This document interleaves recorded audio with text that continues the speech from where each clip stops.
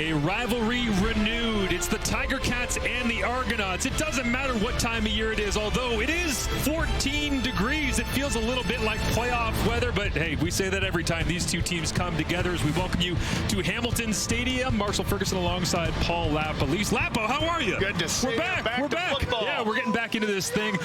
The last time we saw the Toronto Argonauts obviously on the field, Grey Cup champions and Grey Cup MVP Nick Arbuckle gets the start here once again in the preseason. Yeah, who would have last year had on their bingo card or the FanDuel odds to be the Grey Cup MVP? This guy, Nick Arbuckle, with 252 yards and 2 touchdowns. How about this guy, most outstanding player in the East? Scott Milano said this in this offseason, that Bo Levi Mitchell, by the end of the year, really understood what we're trying to do offensively. And that was only about a third left of the season. How about 18 games of him and Scott on the same page? Going to be amazing to watch. Yeah, Scott Milanovich, of course, at the helm for the Hamilton Tiger Cats, running the offense as well, and Ryan Dinwiddie for the Argonauts on the other side. Again, coming off a Grey Cup championship. The Argos, winners of 3 of the last 7 Grey Cups. Hard to believe, but Ryan Dinwiddie instrumental in the last couple of those, of course, as the ball rolls off the tee to get things going in 2025. As I say, a little bit gusty around here. Hey, we're in Hamilton. There's always a little bit of wind gust. Again, doesn't matter what time of year it is, but anybody who lives in the region knows it has been rainy and chilly throughout this week. And now the ball back on the tee and ready to go for Hamilton receiving after they won the coin toss. And someone's going to have to hold this. 2025 doesn't want to get going in the hammer. What's going on? Thankfully, the rain has stayed away here tonight, so decent preseason crowd out enjoying the sun while they can for the next little while. Kenneth George trying to show he can be a holder. The more you can do. Hey, why not, right? The more you can do. Look at that. Most athletic thing you can do on a football field. Pin and then chase. Kenneth George Jr. gets the opportunity right here. As Alfredo Ganchus-Lozada fires this one up, and we're underway from Hamilton. And it'll be returned back across the 35. And spinning, staying on his feet and fighting for even more yards. That's Lawrence Woods on the return. And out comes Bo Levi Mitchell, expected hopefully to play at least a half. We'll see how this plays out for him, but what a stellar 2024. Yeah, in talking to Scott Milanovich, he really talked about, he was really impressed with even the times that he struggled with throwing interceptions and Scott trying to teach him what he wanted within the system. He really bought into what they were trying to do, even when he got benched for 1 football game, and then he responded by being an outstanding player. Well, they come out throwing right away, going to Kenny Lawler down the sideline as a flag comes out. It is incomplete, but Ciante Evans against Kenny Lawler. No, that's not Lions versus Bombers. So here's the story. Kenny Lawler getting this player for Bo Levi Mitchell. Having this player in this system, why this made sense for Ted Gavaya is because Bo Levi Mitchell throws the ball deeper than anybody in the Canadian Football League last year. He now gets somebody, he can just throw it up. When he sees the one-on-one matchup like right here, he can throw it up. And I believe Kenny Lawler is one of the best, if not the best, going up and getting the football. They'll go with a toss out here early on. Greg Bell, stellar first year with the Tiger Cats, and he'll pick up a couple of yards in that spot. But to your point, Lawler, you got Shamar Bridges back healthy. We'll talk about him as we go throughout the evening. You got Tim White going at full steam as well. So they open things up, but then they can just slip it down to Bell on quick little pitches like this. Yeah, and, Greg Bell certainly did an outstanding job later half of the season and allowed them to, they wanted to move on and make sure that Greg Bell get more reps throughout the course of the season. And Shamar Bridges was a great player for them as a rookie. They found a good young receiver. And Delitre crosses the formation here as Mitchell hands it off inside. Thought about pulling and looking to the outside, but they'll pound it up in between the tackles, and it'll make it second down and about 5 yards to go, 6 yards. And the Ticats really trust Greg Bell because that allowed them to, they were able to move on James Butler and say, hey, we really believe in this young football player. He's really good, what you call short space quicks inside the box, running the football, talented player, catches, does protections very well, which is important for Scott Milanovich's system. Lawler at the bottom of your screen here. Mitchell looks the other direction, open in the end zone, hung up in the air, and rolled off the fingertips of the aforementioned Tim White. throw right down the middle of the field. Had to look like a bust in coverage because you don't usually this close to the end zone get players in a spot. But he's right here on the screen. You can see him in this spot right here as he clears through the middle of the field. And as basically this is what you call a zone coverage, where you have there's a little bit of seam, Marshall. You know that little seam right down the outside part of the hash. Nobody in that space. You just got to locate football. 17-yard field goal is good, and the Tiger Cats on the board first as Mark Leggio knocks through his first points of the season.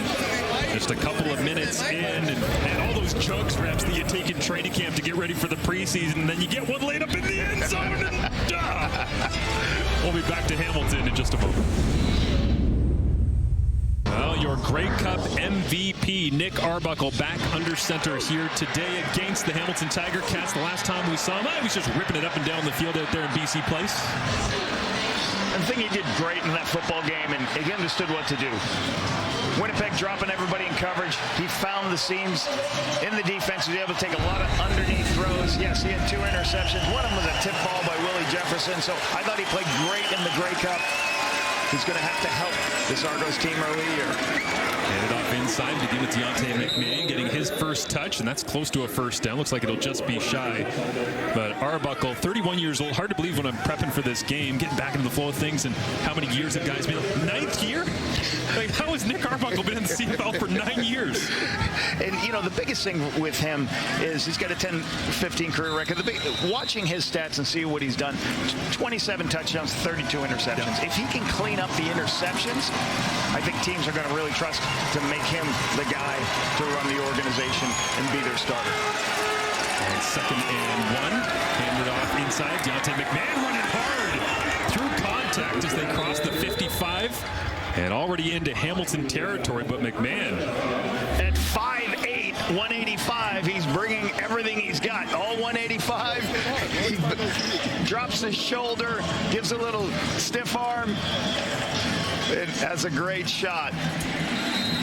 That'll be a fun one to watch on film. Jonathan Moxey. Not for Jonathan Moxey, the boys. They're going to go, that 5'8", 185 guy put you down. Get the ball, little jump cut, stiff arm. Wilson gets to the outside, run through Moxey. Ooh, that's a good couple of reps for Deontay McMahon, and Wilson gives it right back to him. Gain of 1 that time. Yeah, I really enjoyed Deontay McMahon. He had 288 yards last season, 4 touchdowns, but he also had 30 catches. So he gives you a guy who's very multiple. Obviously, he can make you miss in a phone booth. Wilson does a good job as an unblocked linebacker at the point of attack, making that tackle. But McMahon's been a really good football player for the Argonauts. Kind of had that feel, right, when you're doing Grey Cup Saturday and you go, who's going to be the one that makes the difference? Well, McMahon was pretty instrumental in everything that happened back last November in Vancouver. 2nd down and 9. Arbuckle looks to his right and rips this one. Bobbled. Looks like they'll call it a catch right around the 45-yard line. You know, in this area of the field, to put them in 3rd and 5, you know, sometimes you're like, well, geez, you know, you didn't throw it to the first down marker. You got to, what's going to happen? Why didn't you throw it farther here? Well, you know, you're trying to see with the wind, do we get an opportunity? Those 7 yards gives us an opportunity to kick the field goal. And now the official is saying it's now incomplete. But sometimes those are good completions. This area of the field gives you an opportunity to at least get 3 points. But you can't drop the football, put yourself in bad situations. So Darius Luca unable to hang on to it. Looked like a bit of a bobble, and it hits the turf as the command center gets in and corrects things as quickly as possible. And as the Hamilton fans are out like it's Labor Day. All painted. I saw it, you know, I talk about it being chilly. We're up here in the booth. The wind is whipping at the top of Hamilton Stadium, and I saw a bunch of teenagers coming in earlier that no shirts, just painted on jerseys. Love it. Well, yeah, love it. That screams September. And here we are in late May. And as this one booted down the 5-yard line, going to the wide side. It's a 45-yard punt. Big stiff arm as well, getting pushed out of bounds.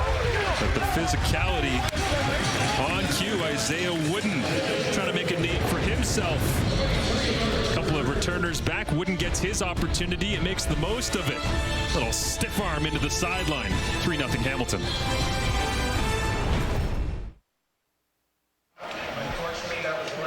Well, it's inevitable if you're a Hamilton Tiger Cats quarterback that much of what you're remembered for is going to be games against the Toronto Argonauts. This is not how Bo Levi Mitchell wanted to be remembered in black and gold, suffering an injury back in 2023. But then 2024, much different story, including an explosive Labor Day Classic here at home at Hamilton Stadium. A couple of big touchdown shots in the first quarter to Tim White, and 3-0 against these Argonauts. The Argos team that only had 4 losses against the East Division last year. 3 of them were to the black and gold as they script up a quick throw, screened out to Kenny Lawler, getting him as much love as possible early on in this one, and rightfully so, because one of your keys, obviously, Lapo, going into this game is we got our starters in, we got our big name guys in, our free agency acquisitions.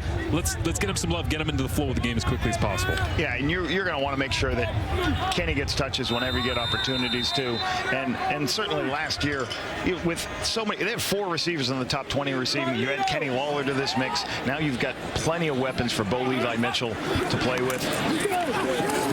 Play action fake and try to find Greg Bell on the sideline, but also it's just a tease to see Kenny Lawler lined up across from Tavares McFadden and go, oh man, Labor Day feels like it's going to be here in a day. Yeah, and one thing I would say, we started about Bo Levi Mitchell, you know, he had such great stats last year. Why? Because he played 17 games. Yeah. You know, he played the most football games of any starting quarterback in the Canadian Football League. So obviously the Ticats did a great job protecting him, giving him opportunities. That's the key for this football team. It's key for any team. You can't get your quarterback hurt, but coming off the year you talked about where he was injured the year before, really good making sure he kept playing football. Nick Cosentino will hang this one up into the Hamilton wind, and there's Janarian Grant. He can go anywhere, anytime, preseason, postseason, regular season, and this time he goes backwards. And a big tackle down the field made after a 47-yard punt as Devin Veresuk, there we go, second overall pick. How about that? Using that speed of his in the hammer on specials. Well, from an explosive East semi to a devastating East final, of course, the injury that ended Chad Kelly's season, and still trying to sort out exactly when he is coming back. It's a pleasure to say for the first time in 2025, down to the sidelines, and Matthew Shinetti. Good to hear your voice too, Marshall. Yeah, it's been about 7-8 months since Chad Kelly gruesomely injured his leg in the East final in Montreal, but he is on the field at Argos training camp doing individual drills. He is throwing, and there is an expectation that that will progress as camp goes on. Now, whether or not Chad Kelly starts on the 1 game to start the season or the 6-game injured list is still a topic that's being discussed inside the Argos organization. And as for who will start the season right now, well, certainly we're seeing Nick Arbuckle getting the inside edge, and the one thing that Ryan Dinwiddie has said is there is potential that there will be a package thrown in also for Cameron Dukes. But as you've already mentioned, the way that Nick Arbuckle has led this team, particularly being the most outstanding player of the Grey Cup, the Argos are in good hands, knowing that they will be without Chad Kelly to start the season, at least for a little bit, guys. Thank you, Matthew. As Nick Arbuckle stands in on a little play fake to Deontay McMahon, now flings it sidearm, and David Unger makes the catch up at the 40 and wrangled down at the 42-yard line. But Arbuckle makes enough plays like that, and he's going to, no question, start the season as the starter. Yeah, a little play action, and the best thing about Nick, he can use his legs and pushes the ball outside, jumps outside when he feels a little bit pressure to the inside, uses his feet, keeps his shoulders square. Unger coming in on the dig, hits a nice throw to him. You know, I think the Toronto Argonauts offensive schemes last year were outstanding to play 3 different quarterbacks and still be first in the Canadian Football League in scoring. Marshall, hats off to what they did from a coaching staff perspective last year. 28.6 points per game for the Argonauts through all that adversity. Is now Dejon Brissett, caught a touchdown in the Grey Cup. Gets his first touch here, sliding down in front of that Toronto bench, but all the way up at the Hamilton 50-yard line. Nice catch here by Brissett, and this is what we talk about with Nick Arbuckle. And very intelligent football player from my time working with him, understands schemes, concepts. He will come in and say, hey, I got a couple of things I'd like to show you. I think this will work. You kind of like that in your quarterback. You want your quarterback to be an extension of the coaches, you know, give advice on how he wants things to run. has a good understanding of when to check the ball down. So keep this offense, give them as much stuff as possible to allow this offense to expand. Handed off inside, McMahon, and the Tiger Cats, I don't think they were real happy about getting gashed by 24 for the first couple of plays defensively on that last drive as they shut that one down quickly. Just a gain of 2.5. But yeah, Arbuckle, you want to call him the ultimate insurance blanket at this point, but then you start going, well, Fajardo's a backup, McLeod Bethel-Thompson's a backup. You want me to go around the entire league? So there's a lot of good number twos. And obviously, you understand with how many injuries happen each year, you have to have somebody with experience from a number 2 spot.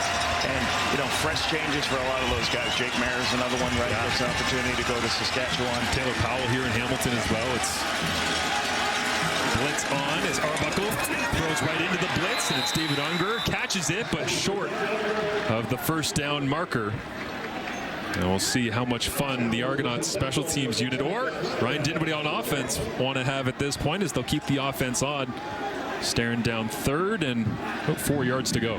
Yeah, a little bit long for a field goal. This situation here, hey, I got an opportunity. It's 3rd and 3 to 4. It's too long for a field goal with the wind in our face. Hey, let's go for it. Let's take an opportunity. The defense won't be in too bad because we're in decent field position here. So this is a good call statistically. Give yourself an opportunity to convert on 3rd and 3. Demonte Coxey and Tavares Daniels to the top of your screen. Dejon Brissett, David Unger, and they'll blow this one dead, as I'm about to say. Derek Sluka was also to the left, but trying to disguise, right? Toronto. Hey, what they're trying to do there is like, hey, we're not going to run a play. You don't even tell the offensive lineman to play, so nobody jumps off sides. You hard count 3 or 4 times, you motion, and you hopefully get people to jump off sides. Too many people have been doing that, so everybody sees it nowadays. A good test for the defensive line, even just the front 7 in general, though. You take all those reps and it goes wrong in practice and training camp. What do? Well, you run. It happens in this. It's like, oh, you got to hear about it the entire rest of the game. So it goes the other way. Sometimes I've been on that where you call that play and you don't even tell the offensive lineman to play, and they jump off sides. You say, why did you jump off sides? You didn't even have a play to run. Yeah. How does that happen? Now they'll play as Hamilton shows a 6-man rush. Quick out route and knocked down. And who was that flying in off the edge? Looked like it's 97 Isaiah Bagna. Yeah, it was. Draft pick from this season. Yeah, 9th overall at a BYU as he gets that 6'2" frame up in the way of Grey Cup MVP Nick Arbuckle and knocks this one down. Tiger Cats ball when we return. A massive addition to the Hamilton Tiger Cats offense. We saw it right away as they tried to go down the field to him. Kenny Lawler has made the jump into the East Division here and should play a big impact on the season. But back in Winnipeg when he first came in, Lapo, you're going, this guy's going to be nothing. Yeah, very funny story. 2018, he comes in. He's an NFL late cut, so we were allowed to bring some players in. You can tell, Marshall, in the first day he was there, he was going to be something special. And he has been for them as, they tried to go backside to Lawler, digging that one out of the turf, and was he able to? No, they'll say incomplete. And I can remember it clear as day. The field is an incomplete pass. After practice one day, they said, hey, we got a couple of new guys you got to look at. This guy, Kenny Lawler, is big. He's got good hands. And I'm telling you, Marshall, the agents tell you that. The personnel guys tell you that. And you never believe them. You're like, oh, no, this guy's not. And then when he showed up, he made 3 catches that first day that were spectacular. And you knew he had tools. Been making them ever since. Now Tim White gets a chance as Bo. And maybe got out the pitching wedge when he could have used a 7. A little bit of wind in his back, but good vision by Bo, recognizing, hey, there's a one-on-one down to the short side of the field, and Tim White's got a waggle, and he can run right by the low defenders. He sees the blitz on the inside, runs right by, just misses it a little bit. But, obviously, Bo Levi Mitchell's seen so many blitzes and pressures. You just got to make sure you hit those shots when you get those opportunities. In all seriousness, for Tiger Cats fans, you'd love to see Bo and Tim White get onto the same page quicker, because the 0-5 start last year, that was part of the frustration in it all. So Janarian Grant, after a 54-yard punt, bit of an awkward tackle, but Grant up onto his feet And making his way back to the Argonauts sideline. Great coverage once again from Hamilton's special teams unit. Outstanding coverage coming down here. Janarian Grant, special teams player of the year last year. Don't let him get started. Excellent play. Amazing on the inside. Making that play over there. Okay. Knight. Yep, Quantrez Knight out of UCLA. First year up here in the Canadian Football League. So all these names, these new guys, you're like, who's this guy? What's he doing? This is where they get reps on special teams. You want, if you're covering punts, you want a lot of punts in that football game. You want the offense not doing anything, so you can get out there and you can go, hey, I can cover these guys. You want linebackers who can run downfield, okay, and cover these great returners. That's how you make a team when you're a young football player. Empty it out for Arbuckle here on first down. Is quick release.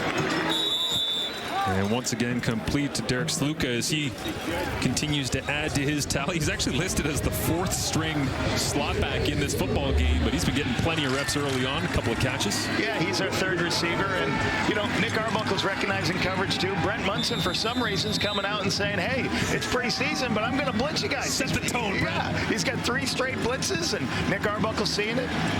Nice throw on the outside. It's got to be nice and quick to get the ball into your hands. But Brent Munson is bringing it, defensive coordinator of the Tiger Cats. And it was almost with the Argonauts. Couldn't get the contract worked out. Ends up here in Hamilton after leaving Calgary after last season. Disappointing for the Stamps. He's going backwards here. Devontae Coxey trying to find a way out of this mess. And Hamilton's defense rallies. He goes backwards on 2nd and 1. Devontae Coxey doesn't do this often, Marshall, have negative yardage catches. He was the leading. I thought you were going to say catch slants. Exactly. Yeah. Leading deep ball receiver in the CFL last year. Averaged 20 yards per catch. Good read and throw, but really, Kenson Tonis does a spectacular job of just saying, hey, listen, it's 2nd and 1. Drive. Make sure we stop him. Stop the momentum so he can't turn upfield and force a negative yardage play on a 2nd and 1. So really good by the Ticats defense. Trapped from all angles that time for Devontae Coxey. Like you say, he's usually just one-on-one down the sideline, but it's... Yeah, I mean, that was a great re-signing for them last year. You got a big target that Nick Arbuckle can throw to, Chad Kelly can throw to. You know, that's what you want. You want a guy who's big, run downfield, come out of comebacks at that boundary number 1, and he's spectacular. Shows how much they respect him, too, that he was the 2nd re-signing of their official offseason when free agency was making its way through the cold months of December, January, and February. As don't miss the new season of the Emmy-winning HBO original series critics call breathtaking and masterfully tense, The Last of Us. Stream now only on Crave. Did you crush any shows in the offseason? I crushed that show, but I can't give away. There's something dramatic happened I can't talk about on there with The Last of Us. I don't know if everybody's caught up on it. Don't spoil it. Keep quiet. Back to football. But Levi Mitchell hands it off. Greg Bell, nice little jump cut that time, and stuffed in the middle of that defense. Man, that's held it down for a while. Anytime he's been asked to, Jack Cassaro to Carleton, 5th year, former 11th overall pick back in 2020, still doing the thing in middle. Yeah, and one thing Scott Milanovich, when he took over as head coach, he said, I think running the football, we have to have bigger tight ends. We have to do more things to run the football because too many teams are playing coverage. He said, I got to make sure I get enough run game on 1st and 10 to put ourselves in a situation where we can really make it easier on the quarterback. First time here, we've seen a little bit of Keandre Smith, Brendan O'Leary Orange into the game, Shamar Bridges in as well, but this one goes to a name that you'll expect to have plenty of his name called throughout the year. Once again, Kenny Lawler. Kenny Lawler on the catch. This is the exact same football play that the Toronto Argonauts just threw to Devontae Coxey. So puts them in a 3rd and short situation. As we know, it's going to be 1.5 for 2. They're going to substitute, get all the big guys in. Casey Sales checks into the ball game. Lawler to the sideline. Defensive player going in the short yardage game. Somebody fixed Lawler's shoulder pad there, man. Thing's been hanging out the entire first quarter. Casey Sales playing fullback in a 2-point stance. There we go. Bo Levi hasn't been under center since high school. And running right into a wall is Greg Bell. Flag came up on the play. And for now, Toronto is held, but were they offside? As they go in, you know, when you're in these short yardage situations, you're trying to bring more people to the point of attack. Casey Sales to the point of attack. Offside on the defense. 5-yard penalty results in a first down. And again, on 3rd and 1, that's what you're always working on. Somebody at the bottom of the screen, somebody should be saying, hey, we got to make sure as we do this, there's got to always be a line. I think it's going to be right there. And usually the end man of the line of scrimmage should be saying, hey, make sure we're onside. And that's one of those 3rd and 1 things you're working on preseason. You got to make sure you're working on all those situations. Don't give up a free first down here. Coachable moment right there as Toronto sends the blitz. Bo over the middle. Kenny Lawler and held on to it. Smack at the end of that play, laid down by Darius Bratton coming over from the Edmonton Elks, but Lawler once again hauled in. Really good trust by Bo Levi Mitchell. To his right, there is some pressure. He trusts it's picked up. He knows there's a zone for Kenny Lawler. As soon as Kenny Lawler wraps the will linebacker, he throws to his big target, his new toy. And obviously, this is going to happen a lot because it's already happened a ton in this game. And the fact that Bo and Lawler are already on the same page with a throw that's timing-based is encouraging, you would have to think, for Hamilton fans, as this time Mitchell hands it off. Inside, gain of a couple. Lawler 3 catches, 20 yards at this point in the ball game, as Greg Bell gets his 4th carry of the ball. You know, I really think one of the things that, like with Tim White, you talked about Shamar Bridges. You know, you got Drew Wolotarski coming into the building in a leadership role. So I like some of the things that Ted Gavaya did in the free agency in this offseason to bring some other players in. He loved Wolotarski's leadership. He thought he could make this room, some of the younger players, better professionals. Mitchell rushed and has to get it out of his hands, and Bell gets as much yardage as he can. Also, kind of interesting to see Hamilton working a little bit of that muddle huddle, right? And trying to operate from the line of scrimmage and let Bo Levi Mitchell do what he does best, which is get everybody lined up in the right spot, use the veteran savvy as the man at the helm for the Hamilton Tiger Cats. Going into this season, hoping he can launch his way up the all-time record books as well. We'll talk about that as we go throughout the next 3 quarters. 1 down to kick off 2025 between the Argos and Tiger Cats in Hamilton. The numbers after 1 between the double blue and the black and gold is fairly even, feeling each other out just like you would expect here in the preseason. Nice for everybody to start kind of knocking off the rust. Lapo getting back into the swing of things, obviously, but Bo Levi Mitchell, for him to be here and playing and potentially playing into halftime, maybe beyond halftime, it's because they want to set the tone for this entire season, and obviously they'd like to see him not only have a successful year, but potentially climb up the record books as he goes throughout the year as well. Yeah, they had a slow start last season. I don't think that's all Bo Levi Mitchell, but you know, you look at this career, look at these numbers, look at these people here, that he's at 12th and will continue to climb the ranks, especially working with Scott Milanovic in this system. I love the receiving core they have around here for him now, so you could expect him to jump up pretty high in this group, and we'll see where he ends up. Is he going to catch Clements on the first throw of the regular season? I don't know. He's probably disappointed he wasn't in 11th by the time he got things going, but Milanovic trying to dial it up for him here this season. 3rd down to open up the 2nd quarter as Mitchell looks to the right, now goes over the top, and again, him and Tim White just feeling things out and trying to understand the way they're both seeing coverage. Yeah, and this is what happens sometimes. This is a post route by Tim White, and sometimes on post routes, you give those receivers the opportunity to go, hey, if that defender's too far inside you, I know we've told you to run a post to the middle field, but just go over the top of the player. That's what Bo threw, if you see that. He threw it outside, expecting Tim White to go outside too, because sometimes just because you call a post, Marshall, you don't run a post. Well, the problem is I've seen all you pro football people in your playbooks, and you have 1,000 different dotted lines. Dotted lines mean confusion. No, we try not to do that. But more back to Bo Levi. You know, I remember having a conversation with him, and he was so appreciative of Scott Milanovic's honesty. And he says, when I wasn't playing well, here's what happened. He brought me in, showed me clips, and said, you got to play better. Nick Arbuckle, after the turnover on downs, rips it outside. Perfect throw from Arbuckle, and Deontay McMahon refusing to go out of bounds. Takes a couple of tacklers to push him out up at about the 48-yard line. This is what you love about Nick Arbuckle. reads the coverage. 2 people go deep. Everybody lifts with those 2 deep people. So what's he do? Throws underneath to McMahon for a nice first down. Again, McMahon had 30 catches last year. You love getting athletes like this the ball in space. It's a good opportunity to watch him run around a little bit and get some extra playing time. Yeah, as you say, like 5'8", 185, and just every play it seems like he's dropping the shoulder and fighting for more. As again, Hamilton comes to the blitz. Arbuckle gets rid of it. Dejon Brissett across the 50, bounces off a second and a third tackler, and Casey sails all the way back from his defensive line spot, helping finally bring down Dejon Brissett, the former 2nd overall pick. 2 things I want to talk about. Praise for those guys picking it up. Deontay McMahon, did you see that?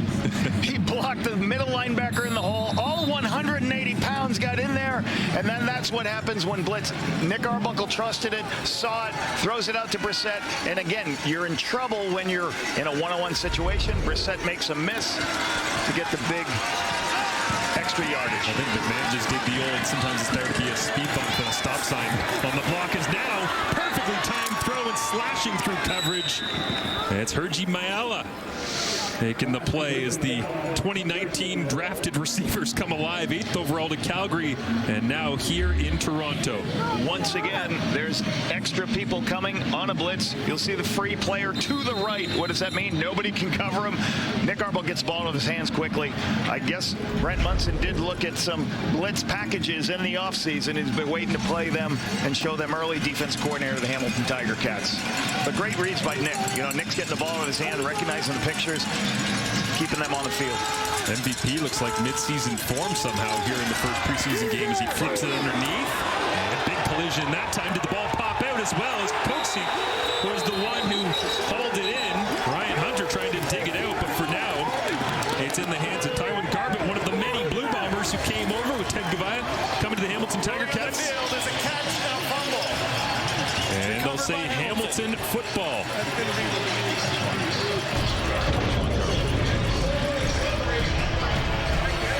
Arbuckle flips it underneath, punched out from behind. That's loose.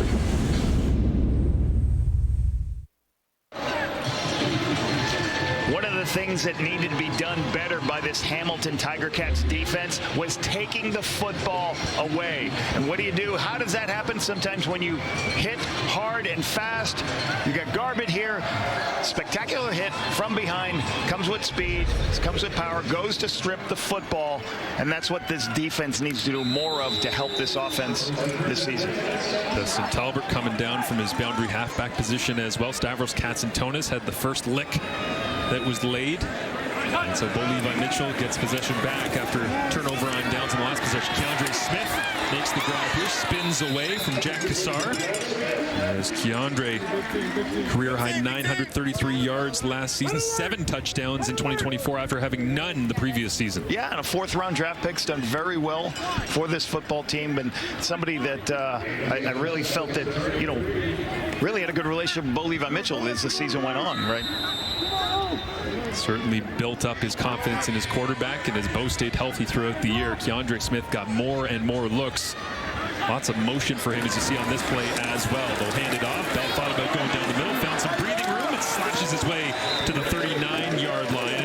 That is a first down for the Hamilton Tiger Cats, who have had many changes in this offseason, of course, spurred by the hiring of their new general manager, Ted Gavaya. Yeah, you know, and for Ted, his scenario was, I'm not a player in free agency. He talked about in the offseason, but he said there were a few pieces we had to get into the building. We already talked about Kenny Lawler. Drew Wolotarski, his leadership he thought would be good.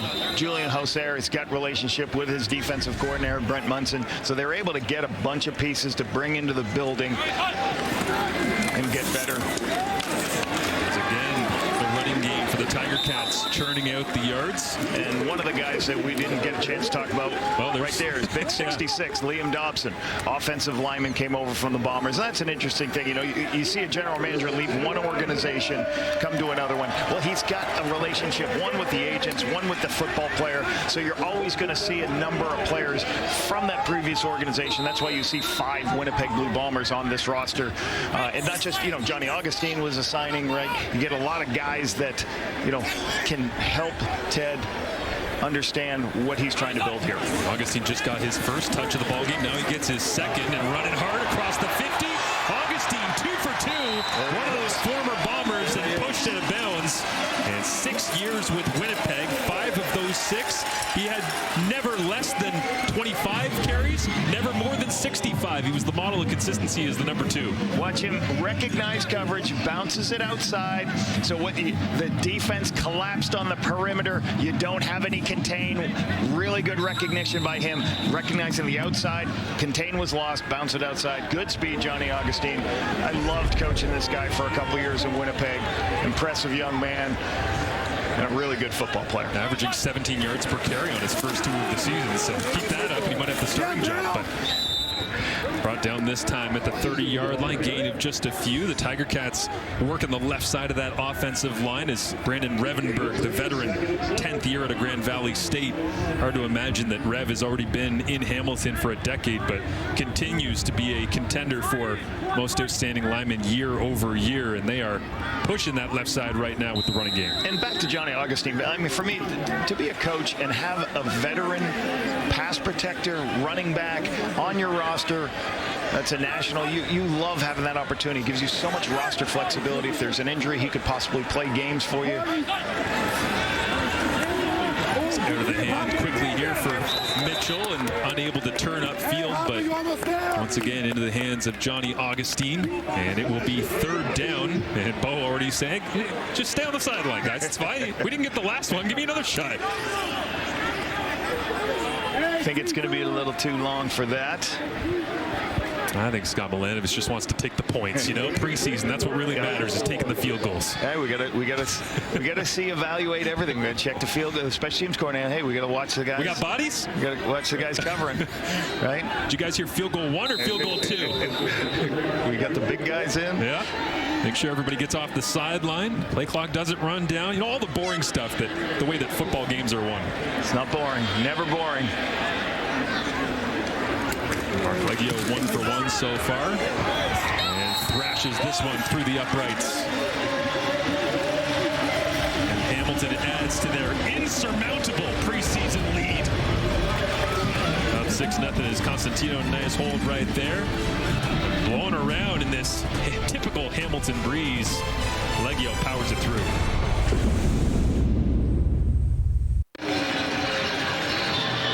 Hergy Mayala on the Toronto Argonauts sideline, as plenty of changes for Toronto this season as well, and many of them going out the door, specifically to Edmonton, who just decided to absolutely raid the champion Argos. For the 2nd year in a row, the Argonauts are decimated, and a lot of changes on that defensive side of the ball. And I talked to John Murphy this week, and one of the things he said is, like, listen, the coaches do have to have this understanding. When we re-sign Wynton McManus, when we bring Cameron Judge in, we cannot keep everyone. So we have to be able to make sure that we put ourselves in a position where we can play some younger football players. Hey, if you want to keep all those great players, you're going to have to play a young halfback. You're going to have to play one young receiver, and you're not going to be able to keep everybody. And as Dwayne Ford would like to say, the pointing game is going on right now of who is offside. This is one of those that they're actually trying to take a look at this year, the over-the-top pointing and dancing at players. Offside, Hamilton number 9, 5-yard penalty. Remains first down. Ryan Hunter's side jumped out of his stance, started pointing. If it goes over and above, this year they will actually be throwing an unsportsmanlike conduct penalty for people making a show of somebody jumping like Kymon Garbutt did right there. Yeah, and certainly the player on offense supposedly has the ability to protect himself. So as soon as they see them jump, they step back and say, I got the protection, and it draws the penalty. Blitz coming again here on first down. Arbuckle gets rid of it. And looks like Hergy Mayala spinning his way down.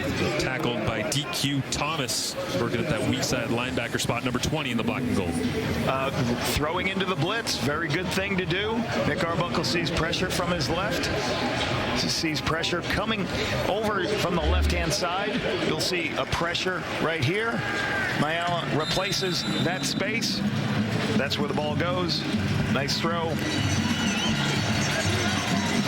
Gets underneath coverage on that zone blitz. Good recognition. Nice catch by Hergy. He's been to a lot of places now. This is 15. He's been on. Ball's out. And was that a throw, or did it pop out on the big hit as Arbuckle incomplete. But Hamilton's defense all over that one as you see the Guardian cap being worn there by number 91 Miles Fox for the Hamilton Tiger Cats in game. Yeah, Miles Fox, the guy, the Argonauts are trying to hold up. Left guard gets beat, and that's what you call a set. This is called what you call a jump set, Marshall, where you engage the guy right now. Well, sometimes you miss on that player, and Fox is quick inside at the defensive line position. Those guys are very quick, even though they're the bigger guys. And again, it happens so quickly on the inside. So really nice play by Fox. Almost caused the fumble. And it looks like did Tywin Garbutt jump again, or did Ryan Hunter slide out of his stance? Tom Valesi is our referee. Procedure, Toronto number 62, 5-yard penalty, repeat, second down. Karma of the universe got Ryan Hunter.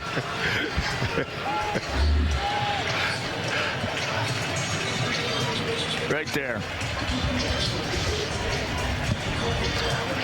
So when you go on a hard count, right, you got to keep communicating, make sure you're all on the same page. You're going to try to slow the defensive line down, but sometimes you're going to hurt yourself and put you in 2nd and 16, which is not a lot of calls on the call sheet. Very low conversion percentage right here. Ryan Hunter, 4th year to Bowling Green. First round pick for the Argonauts, as this time Arbuckle just slings it into the general vicinity of DeMonte Coxie. Incomplete, 3rd down, and the Argonauts will have to punt. Yeah, with more pressure from Brent Munson, so I guess they want to evaluate some of their defensive players and what they can do in some of their zone blitz packages. Nick Arbuckle does a good job just trying to get the ball out of his hands before the pressure comes. I was talking with Mike Miller, quarterback coach, who, last year he did an impressive job with 3 different quarterbacks trying to get them ready. And early in the season, that football team, the Argonauts, were a run-the-football team. Very little explosive plays. Chad Kelly comes back. Here comes the big play. Starts coming back. And then they finish with Arbuckle in the Grey Cup. Jeremy Edwards at Eastern Kentucky lobs this one up into the Hamilton Stadium sky as flags fly as well on a 42-yard punt. And there will be a no yards penalty 15-yard penalty against the Argonauts. Goes against Quincy Moget. Is a beautiful, chilly, windy evening here in Hamilton, but a perfect way to kick off the 2025 CFL preseason. Well, the dangers of the preseason, obviously the biggest fear for anybody getting involved in a contest to sharpen their skills at a training camp is to have an injury. And for the Toronto Argonauts, as Brian Cox, you see at the top left corner of your screen there, he was carried away. Officially, the word from Toronto is just a lower body injury at this point, but pregame injury, never fun. 6 sacks last year for Saskatchewan. Hope that he would have an impact on this Argonauts defense. We'll get more information as time goes on, but a frustrating one for Toronto to set the tone as Tim White makes the grab here. It looks like that'll be good enough for a 1st down, but for Coxon, you talked about the defensive line, even the panel back in studio pregame, the Argonauts losing Jake Serezna, Robbie Smith's gone. It's like Cox was one of the names that everybody was going, hey, yeah, he's got to be the guy for us, as you see the co-defensive coordinators there, and Kevin Ivan and Jason Shivers and Whitten McManus watching on from the sidelines here tonight, but hoping that Cox is healthy and can get on the field for the start of the season. Yeah, and you just said 6 sacks last year. Big shoes to fill for Flo Orimolade, who's moved on back to Calgary. Hopefully he's okay and can continue to play this season. Mitchell rolls to his right, looks downfield, and scramble rules are on like a walk in the park. Mitchell to Lawler. This is the best thing about having a veteran quarterback.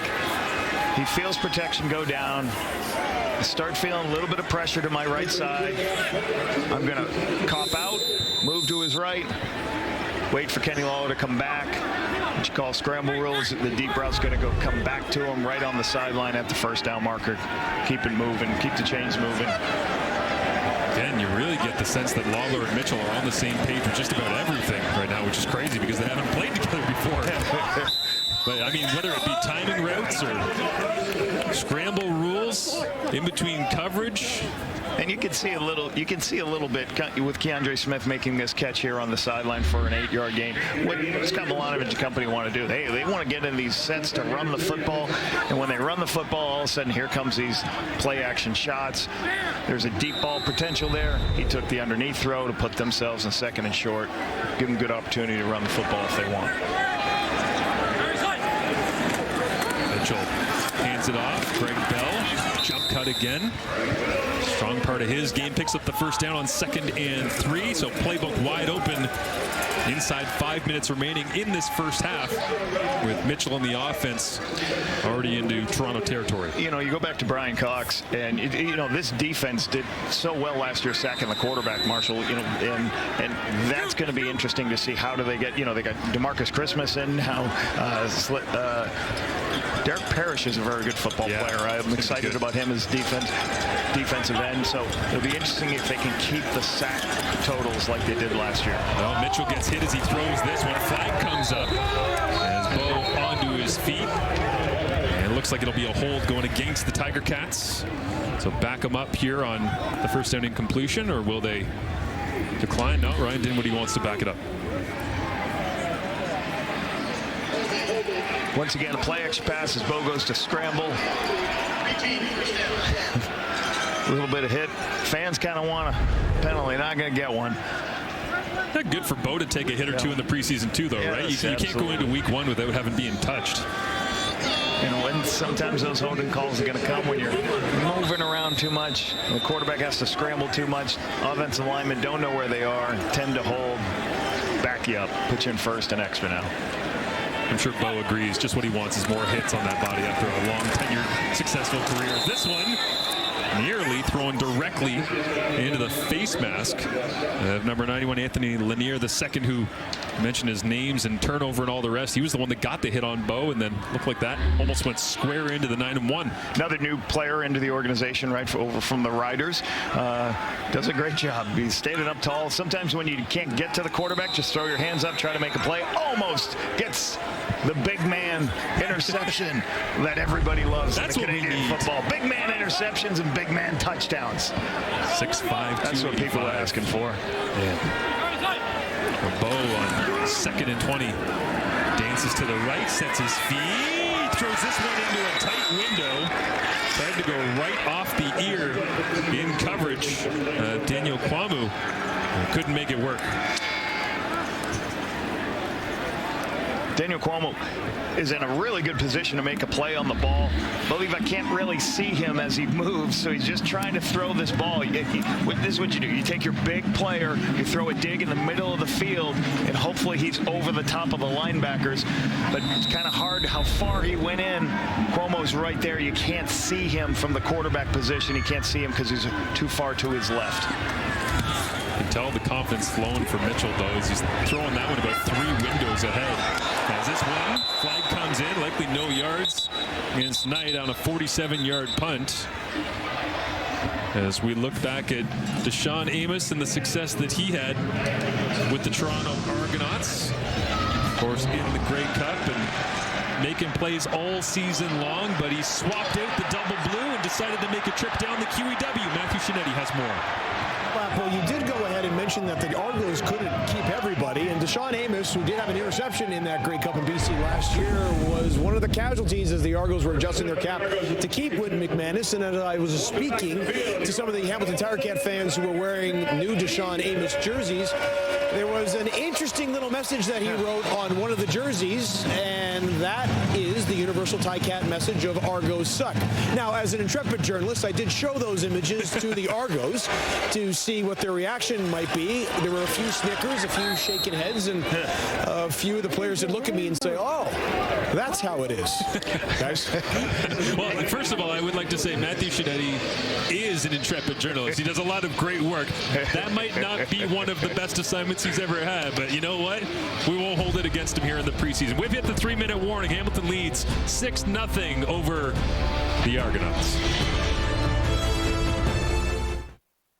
We realize it is only preseason, but we requested the 3-minute warning because we need to get into regular season form here. We got a big halftime coming up. By the way, if you didn't know, these two have lost their voices because they were coaching in the CFC Prospects game. The talent on display, What? oh my goodness. Second to none, baby. And you call what he was doing coaching? I don't know about it.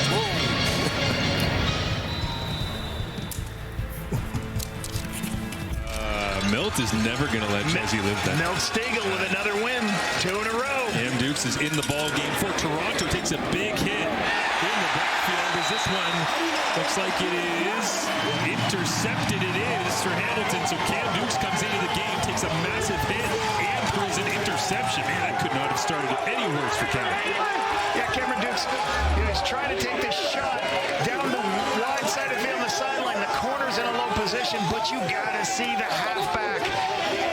He's in an easy position to get there to make the play. You've got to make sure you can't put that much air on it. I know the field's very wide, but you can't give Destin Talbert that opportunity to make the play. This is a good young football player that they found last year. Made a lot of plays for this football team. And again, just don't put the ball up that high in a dangerous position with a high safety on that side or halfback on that side. Yeah, looking for Dorian Anderson, who just checked into the ball game as well. So Toronto swapped out Arbuckle and a variety of players. But Tom Valesi says they will review. Reffing the quarterback is Ryan Dinwiddie, very unhappy with that lower body collision, so they'll take a look at it. Didn't catch the number of the player that spun inside that time and ended up down around the knees of Cam Dukes. Yeah, and as we know, in the pocket, you know, when you're rushing the passer, you have got to do everything in your power as a defensive lineman to not touch the quarterback below the at or below, or was it below the knees? And there's that great catch by Talbert. Goes up and get it. Take it at the highest point. Don't let the receiver make it. They found something special, I think, in Destin Talbert based on the way that he played for them last year at a North Dakota State. 11 pass knockdowns, 4th in the Canadian Football League. Made a lot of plays last year for this defense. And Dinwiddie already into the play call sheet. I think he's anticipating that that interception by Talbert will be wiped off the books as Scott Milanovic looks things over as well. Okay, now it's officially CFL season. We got a Sharpie top in the mouth. We got both coaches looking at their call sheets, right? What play to call next? There's got to be a win on here somewhere. It's not CFL. It's got to be a completion until somebody's chewing on the top of a Sharpie. We're so back. Talbert talking it over with his defensive backs, and honestly, I'm just glad to see that Cam Dukes is in good spirits and laughing that one off, because that was a quarterbacks. You hate seeing players spin to the inside like that and get down around the ankles. As Tom Valesi has the call from the command center on the potential roughing the passer. After review, we have roughing the passer, Hamilton number 95. Be a 15-yard penalty, automatic first down. And the first Argos Ticats boos of the season ring around Hamilton Stadium. Speaking of being back. Yeah, and certainly the league talked about in Rules Committee this year. They did want to help the rushers in some way, the guys rushing the passer, if there is an opportunity where you are pushed into the defense, if you're pushed into the quarterback in a low situation. They felt that Hauser he should have been higher than that. They didn't think he had the ability. He should have the ability to stay up, so that draws the penalty. Well, Hamilton sends the blitz right into the face of Cam Dukes this time, and they go back to Anderson, who they were trying to get it to on the first rep. As he steps out of bounds, they'll call it around the 51-yard line. Hamilton's end of the field, so credit to Cam Dukes, just like he did last season, battling in a fill-in role, being able to come back from that hit and interception, immediately make the right read and get it out of his hand. Yep, sees pressure. There's a free player off to his right that he has to throw off of, gets it, throws right into the blitz to Anderson. Big target on the outside. Really good decision. Good. This is called recognition pre-snap, Marshall. He saw before the play even happened where to go with the football. Really good by him. Right tackle Sage Stockstader. He waited 4 years to get him, and now he's in the game. As this one skips down low on Hergy Mayala. You know, Cameron last year, if you think about early games in the season, they had a big win in the BC Lions. He was able to, using his legs, making good decisions with the football, he was able to lead this Argonaut team to a bunch of wins early in the season, and that's what helped propel this football team into a position to be able to go to the playoffs and continue to go through. I loved every time he had an opportunity, the teammates rallied around him. They trusted that he would find ways to win doing things like this. Julian Hauser close to getting him down. And Dukes will roll to his right, gives up his body, takes a big hit. And Casey Sales throws it into the sideline. They'll call it incomplete. And they're looking for Calvin Turner Jr. But yeah, I mean, that's what he did last year, he's right? A battler. He avoided people, was able to do things. When the pressure came, hey, I can't find anybody to throw to. I'm going to use my legs. I'm going to run around and try to find somebody to make a play. He was at his best last year when the pocket, I don't want to say was breaking down, but when he decided that it was time to get out and do something different, that was when Toronto's offense really started to flourish. But it was, as you say, it was amazing that Julian Hauser to the sideline with a very active series that time. But it's amazing that, Chad Kelly was stand there and take bombs and rip it over the top. Yeah. Arbuckle was underneath and crossers and checkdowns, and Dukes was use your legs. And it's like three completely different systems. As this one very nearly blocked, might have gotten a piece of it. It'll hang high up in the air as a test of the special teams knowledge for the newcomers. Lawrence Woods hauls it in. There is no yards penalty on the play. And a 23-yard punt after Jason Johnson got in and probably could have blocked that one if he laid out real close. Yeah, you're trying to figure out, when you're going in for the block, one thing you're always teaching those guys is, hey, get your eyes right on that football. If you have to leave your feet, try it. You can see him trying to get the hands right there, just a second too late by Johnson there.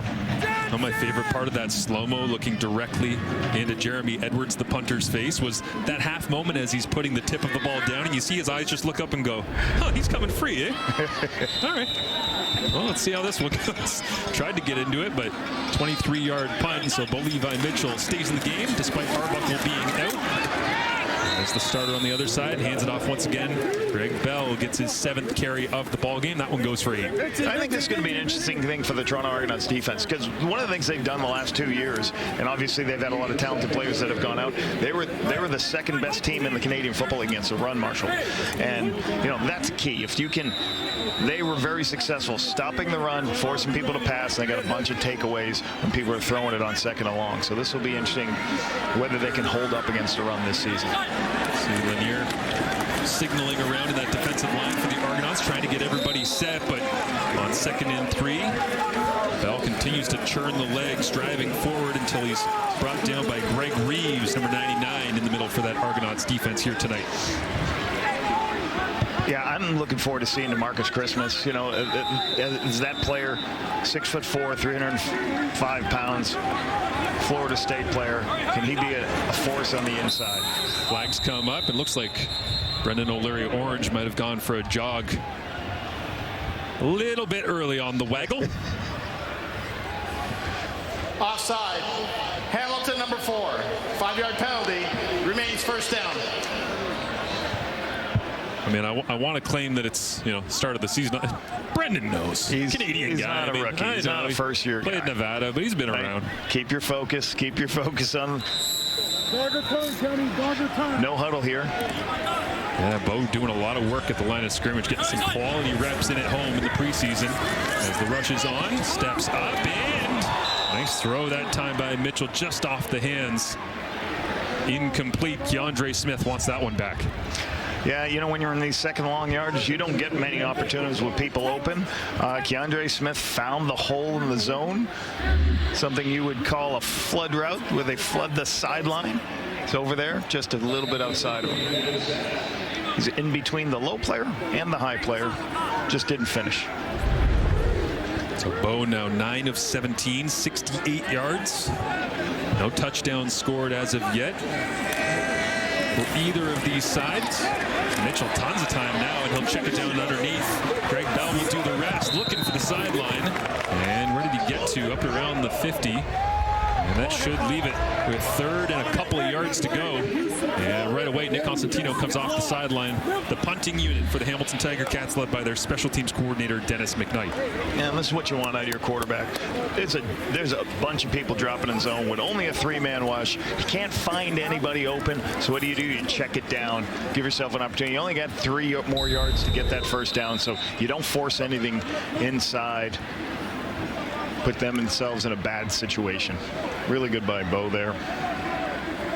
Nice job as well by Lawrence Johnson being able to chase down Greg Bell, keep him 2 yards shy.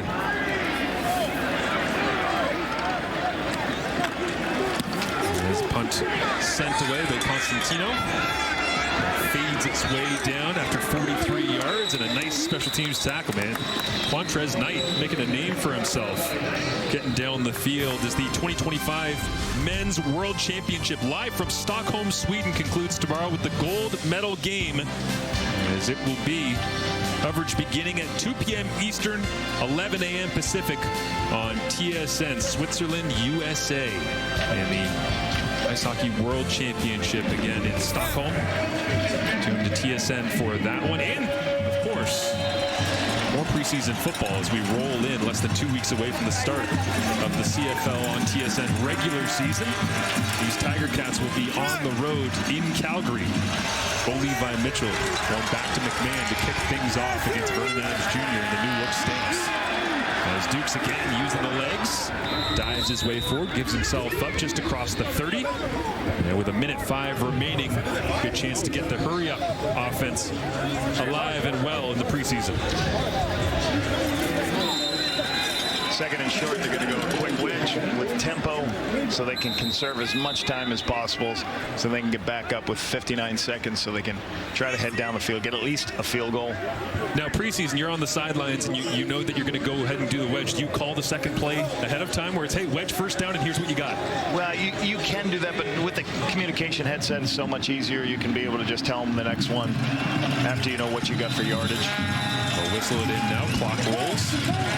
And quickly out of his stance, Julian Hauser forcing the issue. Procedure, Toronto number 63. 5-yard penalty, feed first down. Sage Doxtator, a little bit of movement. This is a great draft pick. This is a big offensive lineman, 6'7" out of New Mexico State. They had to wait to get him because he had some NFL opportunities, but I think this player is going to be a great player in the league. He's on our right side right now. Was on the practice squad for some time last season. Just oversets here too much. That's some big bodies on that right side of the line tonight, and every night throughout the season as this one rolls down in the turf. But between Dylan Giffen out of Western at 6'8", 328, you got Doxtator that's out there like he's at 6'6", 329. I can keep going. John Boss, exactly 6'4", 335. I know it's early in the year, but you and I are on the same page. Here's my notes. George Moore, 6'5", Sage, 6'7", Vandal, 6'4", Giffen, 6'8", Ryan Hunter's the smallest at 6'3". So Chris Sweet, offensive line coach of the Toronto Argonauts, he likes those guys big in the offensive line. As Dukes gets away from Hauser again, he's super active here in the second quarter. Now Dukes will throw this one away, incomplete. You know, you're seeing some of what happens in preseason. So you got, both sides are getting a couple of penalties, and now you're sitting here at 2nd and 15, and you just don't really have a lot of spots to throw the football that gets you first down. I think Hauser's happy to be back in Hamilton, though. Man, like his best days, it felt like, were in Hamilton before he signed the free agency deal to go to Calgary. Now he comes back after a couple of years, and he is just flying off the football here tonight. And I think I said it before. I think him being with Brent Munson, who is his defensive coordinator in Calgary, they got somebody they expect can understand the systems and help. Much less adventurous punt this time from Edwards. As trying to hit the hole that time was wooden. And ran into a post of Argos tacklers. Flag comes out on the play as well.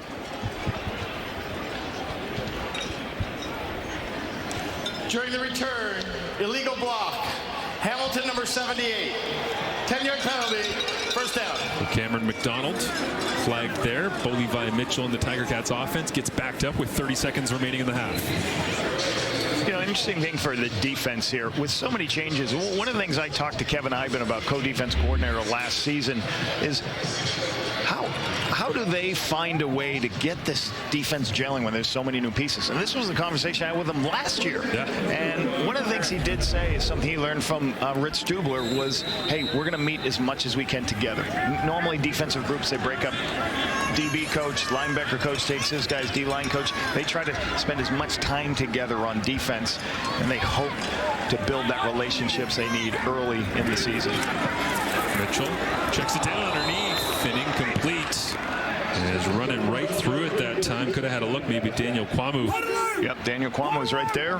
Little tip ball. No bullshit. Let's go.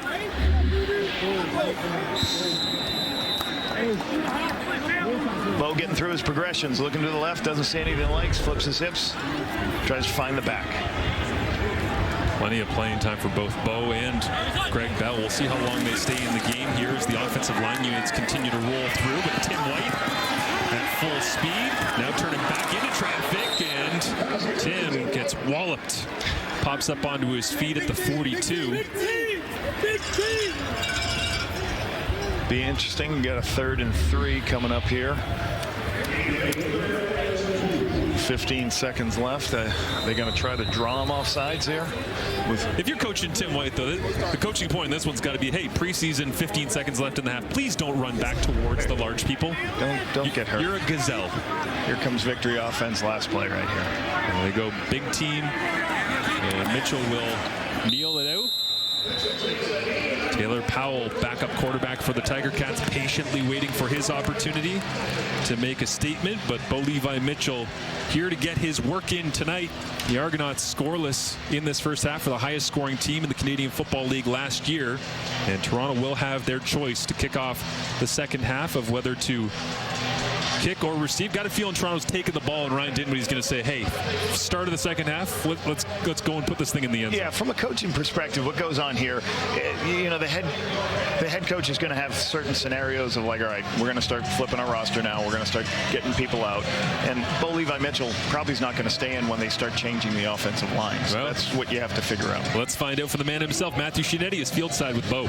Bo, we know how many options and weapons there are in this offense. How much time do you want on the field to get acclimated with everybody? Obviously, there's going to be a lot of work put in during the preseason at camp, but how much playing time do you want in a game like this? I mean, you want to be out there as much as you can. You want to get ready for regular season, right? We're obviously not firing on the cylinders we want to be right now. So, if he lets me stay in and get our offense continue to roll, get some touchdowns put up, that would be the best thing. What excites you about the guys that you have around you, irrespective of the fact that it's just the first game of preseason? Yeah, I think it's just you're not focusing on any one receiver. You got a lot of dogs out there that can all make plays. We just got to connect. Thanks for this. Appreciate it. Well, Kate, it kind of feels on the field like it's fall, but both the Ticats and Argos are still working out the kinks. Ticats up 6. Well, and as you just spoke to Bo Levi Mitchell, the big conversation coming into this game was how is he going to connect with all of these weapons back alongside Davis Sanchez and Milt Stegall. And look, if you're a Tiger Cat fan, and I get it, maybe it's not the most chemistry you've seen, but it's also a preseason game. But seeing that deep shot to Kenny Lawler right off the hop, you're like, and I get it, it was PI, but if that's what's to come, then you're pretty darn excited. Absolutely. What did Bo just say? The dogs he has? The dogs. He absolutely has dogs. And in the preseason, the optimism for all 9 teams outweighs the doubts. That's what we're going to see. But if I'm going to buy stock in an offense, I'll buy stock in this Hamilton offense. And here's a few reasons why. One, I love the play caller. Scott Milanovich is a great play caller. And you look at the vertical and horizontal stretch, including from the running back Bell, but that this offense can put on a team with Kenny Lawler, with Tim White. The vertical horizontal stretch they can put on a team. And the way Bo Levi Mitchell throws deep balls, I love what they do. The one guy he can't seem to connect with, and I don't know why, is Tim White. Yeah, and there was some disconnect last year. And you look at Tim White numbers, and he's been impressive since he's been in Hamilton in the last couple of years with Bo. He's averaging 1,200 yards and 8 touchdowns 3 straight years. But they're expecting more out of this combo. They have so many pieces there where Bo can go out and make plays. But these two guys right here, if they can get on point, this offense can be unstoppable. You bring Kenny Lawler in. You got Bridges. You got Smith. They have so many weapons, but these are the two guys that just can't get on the same page. We've been seeing it. What is it when we see these two guys together that they can't connect on the deep shots, or at least as much as they'd like to? You see anything? Right. Well, we've seen them connect some, but I don't know exactly what it is. Right. We saw the last one where there could have been a touchdown where he was expecting sit down to go deep. For the inside route, yeah. But he went to the post. And when I played receiver, anytime there was an opening in the middle, myself and the quarterback, we always expected we were going to throw it to the middle because that's the easiest. It's wide open. It's right wide now open. So I don't know if there was some reasoning going on before that where they said, regardless, you're going to go upfield, or if Bo just made a mistake, or if White made a mistake. But those two guys got to get on the same page. Is that the best trio in the league? If they connect, and what we see right now, the best trio in the league? Without a doubt. Yeah, there's no doubt. But as you're saying, too, I mean, you know, the 10-yard passes, the catches in the middle of the field, they're great, but he needs to catch some touchdown passes. Yes. I mean, this is one of the things that the Hamilton Tiger Cats need so much, but we'll see what happens in the second half. And I don't know if you guys think this way. I don't think we're going to see Bo Levi Mitchell the rest of this game. I don't think so. It's got to be Taylor Powell at this point. We got a 6-0 ball game, and guess what? These two guys coached in a big game this morning. We got highlights from the CFC prospect game coming up right after this. I cannot be stopped. I'm a young rolling stone and I'm ready to rock. I'm just going after goals, ain't no way to stop me. My champagne bottles I'm popping. They say that it's pure nirvana by the way that I'm rocking. They can't get Shabbat like my spears. I'm just going after goals, ain't no way to stop me. My champagne bottles I'm popping.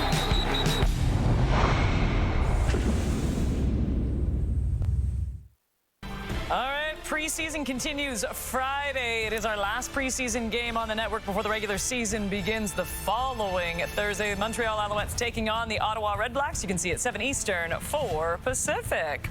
We have been talking about this game the entire broadcast. We'll finally now show you the highlights. The CFC Prospects game. Team Sanchez down by 6. Under 90 seconds to go. Jacob Mueller escapes the pocket, takes it in for 6, giving Team Sanchez the lead. And then after Team Stiegel responded with the field goal, one last chance for Team Sanchez. Mueller throws it deep, and it's going to be caught by Keaton Belcher. Zeros on the clock, but there's a roughing the passer on the play, putting Team Sanchez in field goal range with a chance to win. And Matias Pisa misses the game-winning kick.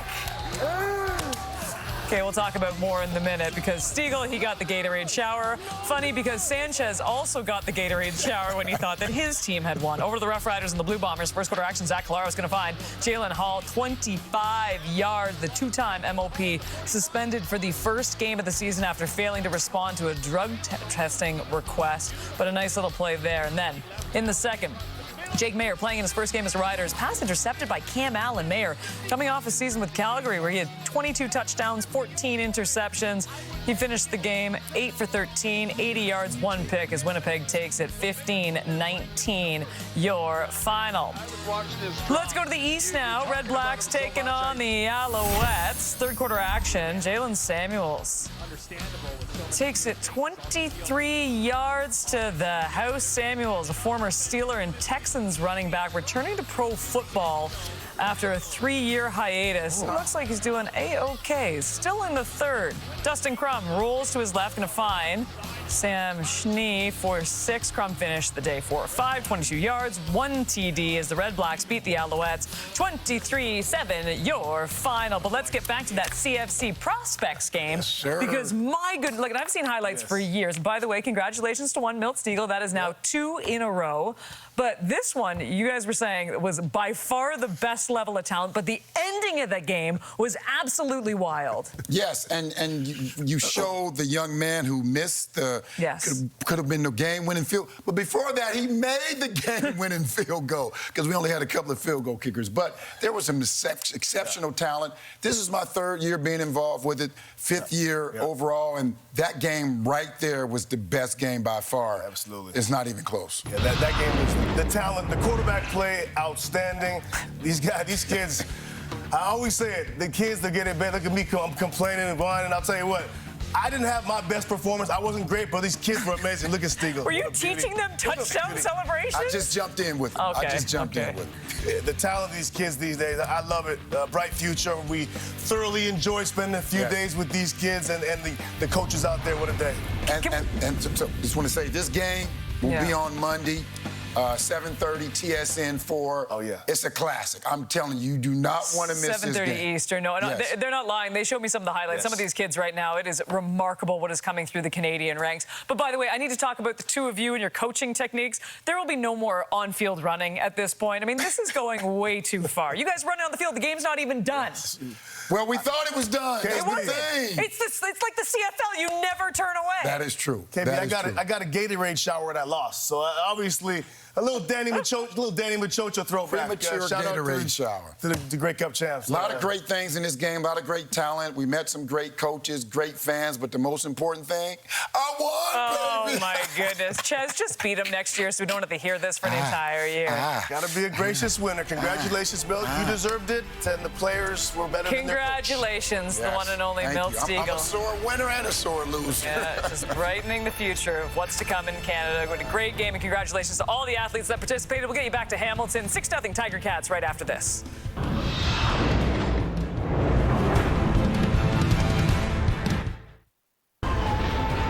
Welcome back to Hamilton as the sun sets. We head to the second half. Scoreless first half for the Toronto Argonauts. They're down by 6. Their head coach, Ryan Dinwiddie's with Matthew Shinetti.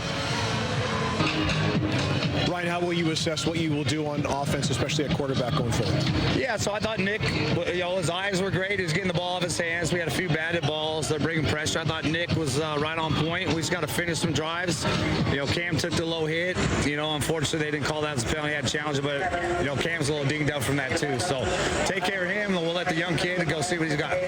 You said into the first week of preseason that you liked where your team was. Now, obviously, you're working out some kinks in the game, but overall, this group being the defending champions, how have you liked how preseason has been so far? Yeah, I mean, there's some plays we can teach, and the players can learn from, right? As coach, we can teach. I thought we got done some good work. We just got to finish a little bit more. I thought our defense is fighting, right? Find a way to get some turnovers, just make some plays to get in the end zone. But, that we came out here with the opportunity to evaluate some talent. We're calling the plays against guys some opportunities. You see our receiver, he's been here for 2 days, Anderson, he goes out there and makes some plays. So we want to win the game. Obviously, we're competitive, but at the same time, we got to evaluate all our guys. Thanks, Ryan. Thanks, man. Great stuff from Ryan Dinwiddie there, the head coach of the Toronto Argonauts. You know what I love about that, too? Like, Matthew asked the question about, hey, you're coming off the championship, and how's the group in it? There's no, hey, we won the Grey Cup. You don't get that sense at all from this group. Maybe it's because there was so much turnover. Maybe Dinwiddie's done a great job at camp of just resetting, but... Coaches don't live in the past, Marshall. You got to move on to the new year, new things. As we kick off the second half, Toronto, as I thought they would at the end of the first half, receives to begin this second half of preseason football. Great to have you with us. Again, Matthew Shinetti on the field level, Marshall Ferguson, Paul LaPolice. And we do have a change-up at quarterback for the Toronto Argonauts. So it looks like Cam Dukes is done. And, that kid that Dinwiddie was mentioning, Tucker Horn, coming in out of Trinity, 5'10", 220, getting his shot here in the CFL. A lot of touchdowns, not a lot of interceptions. And this is what Ryan Dinwiddie talked about is really important here. Like, you got younger players playing. Execution allows you to evaluate more players. And if you don't, so if some of the younger players come into the game, Marshall, I always try to talk to the players, hey, every time you drop the ball, we're probably off the field, and the running back doesn't get another opportunity to touch the football, or the offensive lineman. So as younger players start coming into these preseason games, they've got to make sure they execute so they can get evaluated themselves. But if they get penalties and end up 2 and outs, well, nobody's successful, nobody gets a lot of reps, and you don't get to evaluate players. So that's what's real important for these younger guys, is that now we start changing over who's playing in these preseason games. You can hear the beats per minute on the heart rate of Zorn from up here, who's now cutting it back into the open field and bouncing off tacklers. It's a big run for number 28. We thought we'd say his name lots. Mayan Williams here tonight, and he should be getting the bulk of the carries in the second half. 26 yards now. Really good bounce. This is a player that John Murphy talked about and said he is a talented football player. We expect great things from him. He was injured last year in his season and was should have been, they thought he would have been a combine invite and then was going to be drafted, but had some injuries, kind of forced him in a situation where he did not get those opportunities. But I know they like this player a lot.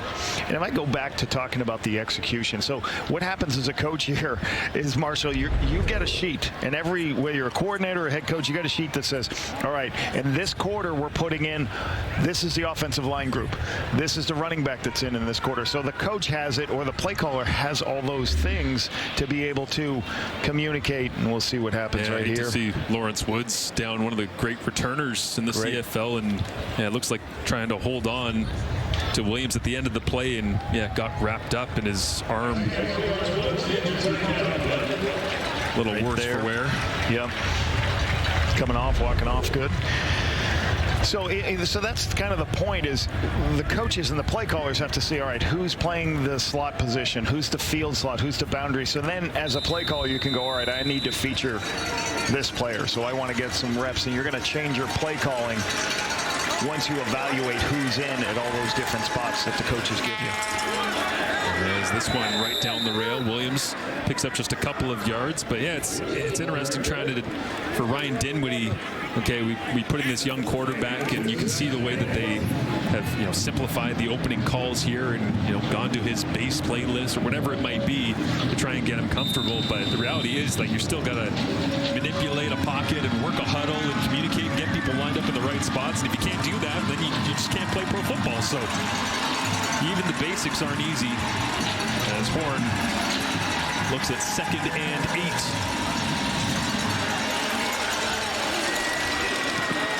Looks to his right-hand side, goes to the one-on-one matchup down the right rail, and it will be hauled in. A nice throw by Tucker Horn on the outside. Horn doing his best. He's recognizing on the backside. There's one receiver over here. There's 4 over there. He takes the matchup over to his right when he sees the safety move to the left.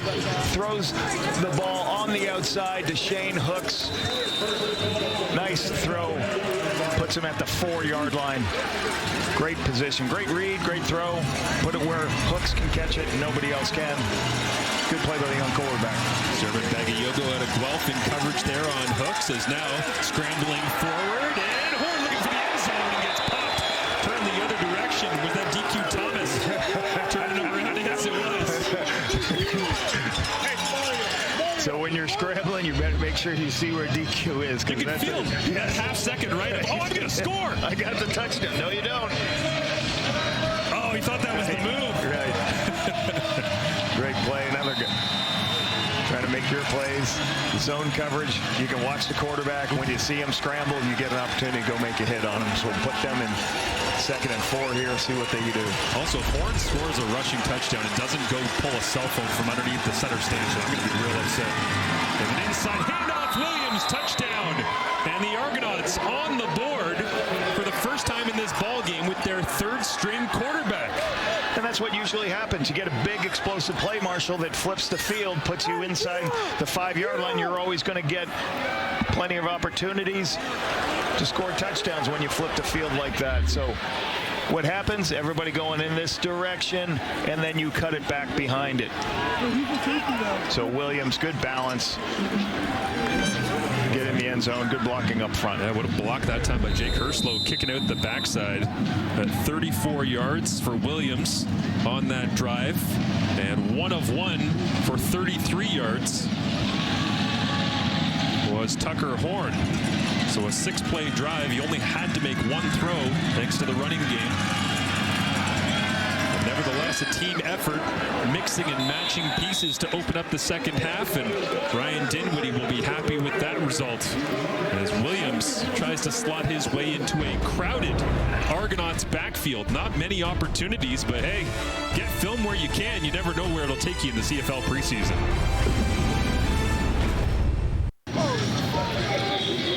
Well, from Winton Hamilton Woods High School, Forest Park, Ohio, all the way through Ohio State University. They've never made any good running backs to Ohio State, right? That's not a school that gets a lot of those. And here is Mayan Williams into the end zone for the first time in the CFL. Well, I did ask personnel person for Toronto Argonauts, Jonathan Murphy, who do I got to think about? He said Mayan Williams. We've loved everything he's done in camp. He's got really good tools. I know we have a lot of backs in the backfield, but this guy's special. Hard to get a good read on a physical back like that until you're in full pads playing a different color uniform. Well, here he is, 34 yards on that first drive to open up the half. So Hamilton gets possession, and looking down to the sidelines, Bo Levi Mitchell will come off the sidelines and into the ball game once again. So squeezing every single drop they can out of Bo's preseason appearance here at Hamilton Stadium. Yeah, and you're always just looking at, you're not sure, are you sure the starting quarterback's in? Well, you're checking your line first. If the starting offensive line's in, your starting quarterback's still going to be in the game. That's what we see here. Bo told Matthew Shinetti leading into halftime he wants to get into rhythm. Well, he also wants to make some big plays and off the hands of Kenny Lawler. Great battle down the field, one-on-one that time with Delonte Hood. Had the hands a little bit all over Kenny, and Lawler's having a little bit of fun. Knows he could have had that one, but it's a little early to be dipping into the all-time highlight reel here for Kenny. It's preseason, man. Trying to work it out and see. But, you know, again, you could see possibly does a challenge come because of this pull here. But that's what you get when you have a big target. You can just trust it. That was a hard play action. Hey, let's just throw it up to the deep player.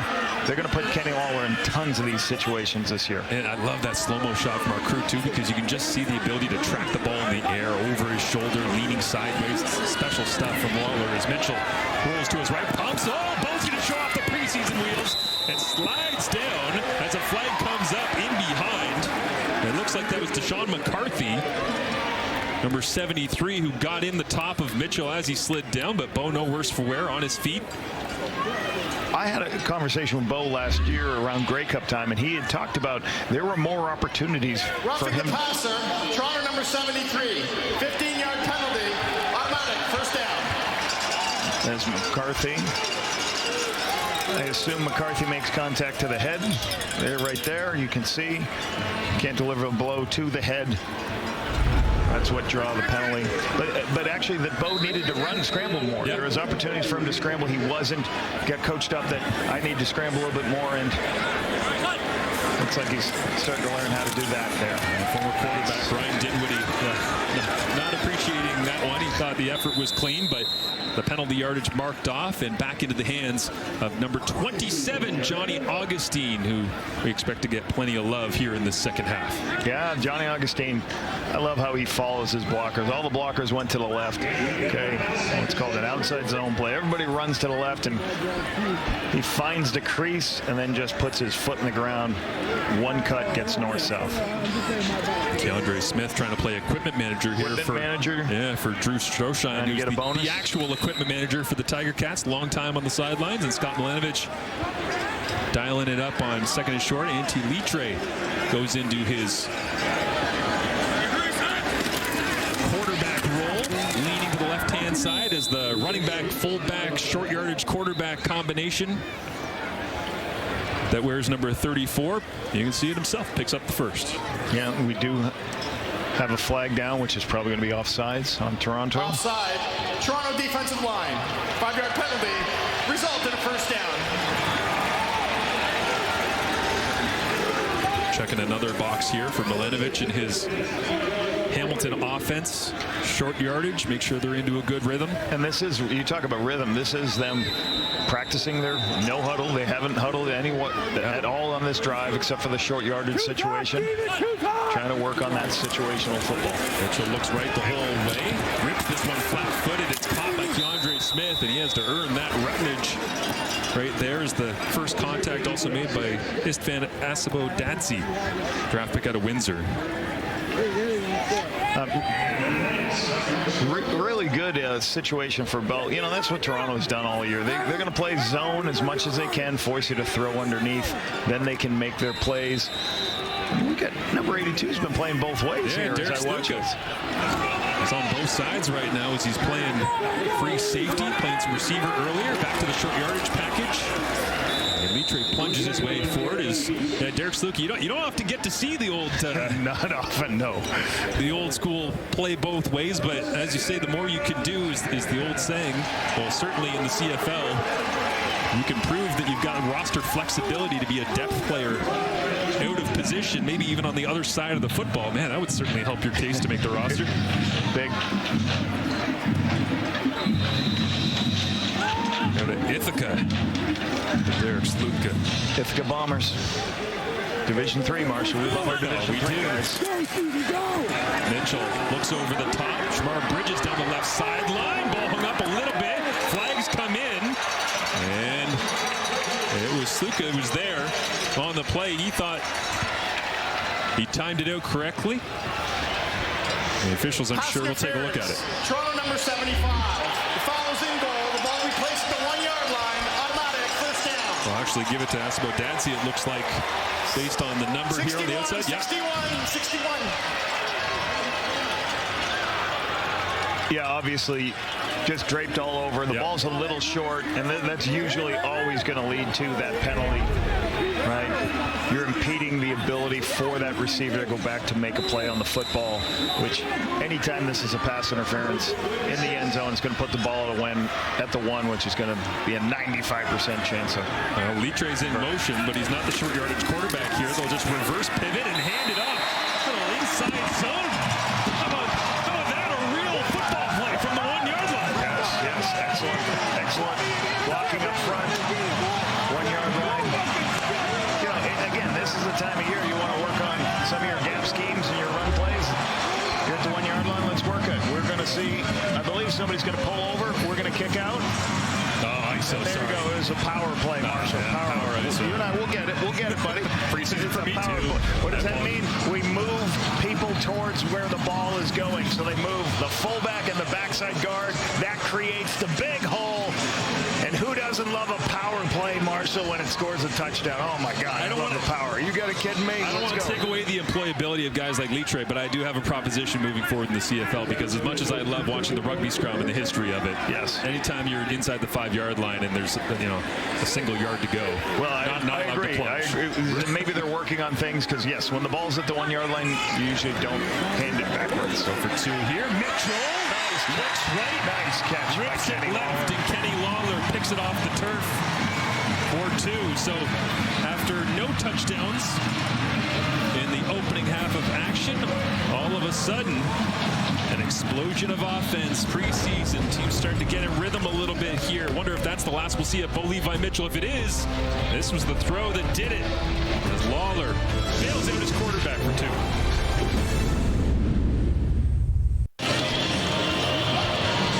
The Hamilton Tiger Cats, brain trust right there. Scott Milanovich, Bo Levi Mitchell looking it over as Johnny Augustine finds his way into the end zone. Big celebration with Keandre Smith. Couple of Canadians chopping it up in CFL preseason, and great to see Augustine hitting the ground running, pun intended, with these Hamilton Tiger Cats after spending 6 years in Winnipeg.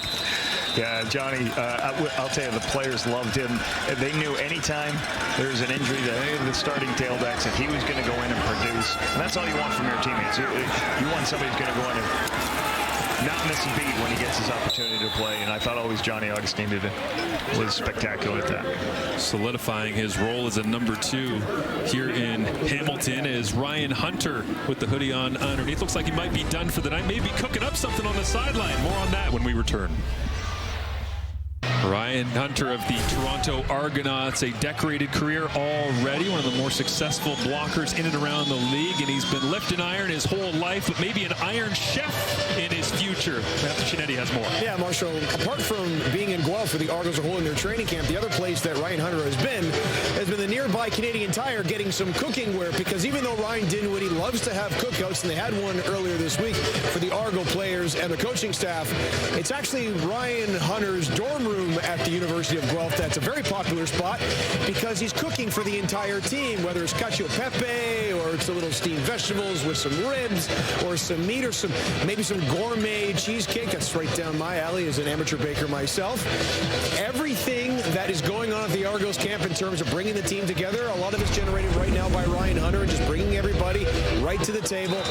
All it does is cost an Argo $10, but Hunter says he's finding the guys are actually coming to him more than going to the cafeteria, and he might be doing that a little bit more coming to regular season, guys. Amazing. Thank you, Matthew. As the Argonauts offense sands, Ryan Hunter goes back to work, carry for a couple of yards, but it's great because it gives a sense of community. Obviously, it's team building, and it's much more than just food, because food is about family and friends and all the rest. But what I come back to with this, I remember doing a Zoom 48 hours before an Argonauts game last year, talking to Ryan Hunter.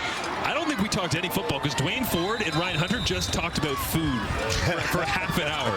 They were best friends. Well, I mean, what people have to understand is the offensive line group is usually the tightest group on the football team. They spend so much time together. They are the group that always are the ones that are spectacular at making sure that they're the best friends. They spend time together on the road. They go have dinner together.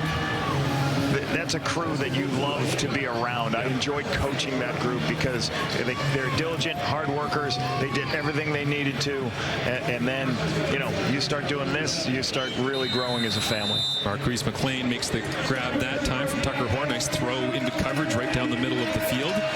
But it's almost as though Ryan Hunter very quickly has taken on that Toronto Argonauts kind of legacy role. Chris Sweet, offensive line coach, done an outstanding job. Second best rushing team in the Canadian football last year. And 121 yards a game. Up the middle once again for Mayan Williams. So I was about to say the kind of legacy role like Chris Van Zyl, who held that down for so long in the offensive line. It was like, you come to Toronto Argonauts, if you're a young offensive lineman, you're working with this group. It's like Chris was the one who was going to take you under his wing and go, here's how we do things the right way. Ryan's kind of become that guy already. Yeah. And then I tried to interview him at halftime last year when I was doing my best Shinetti impression, and I went and they said, who do you want to interview at halftime? I'm like, I want to interview an offensive lineman. Give me Ryan Hunter. And I don't know if I got him in trouble because offensive linemen, when they do interviews, usually get fined. Not allowed to talk to the media. Ryan is a great interview. Anytime you get a chance to speak to him in and around CFL stadiums, make sure you do it out there, fans. As again, there it is, McLean getting another touch in that Hamilton defense, flying to the football.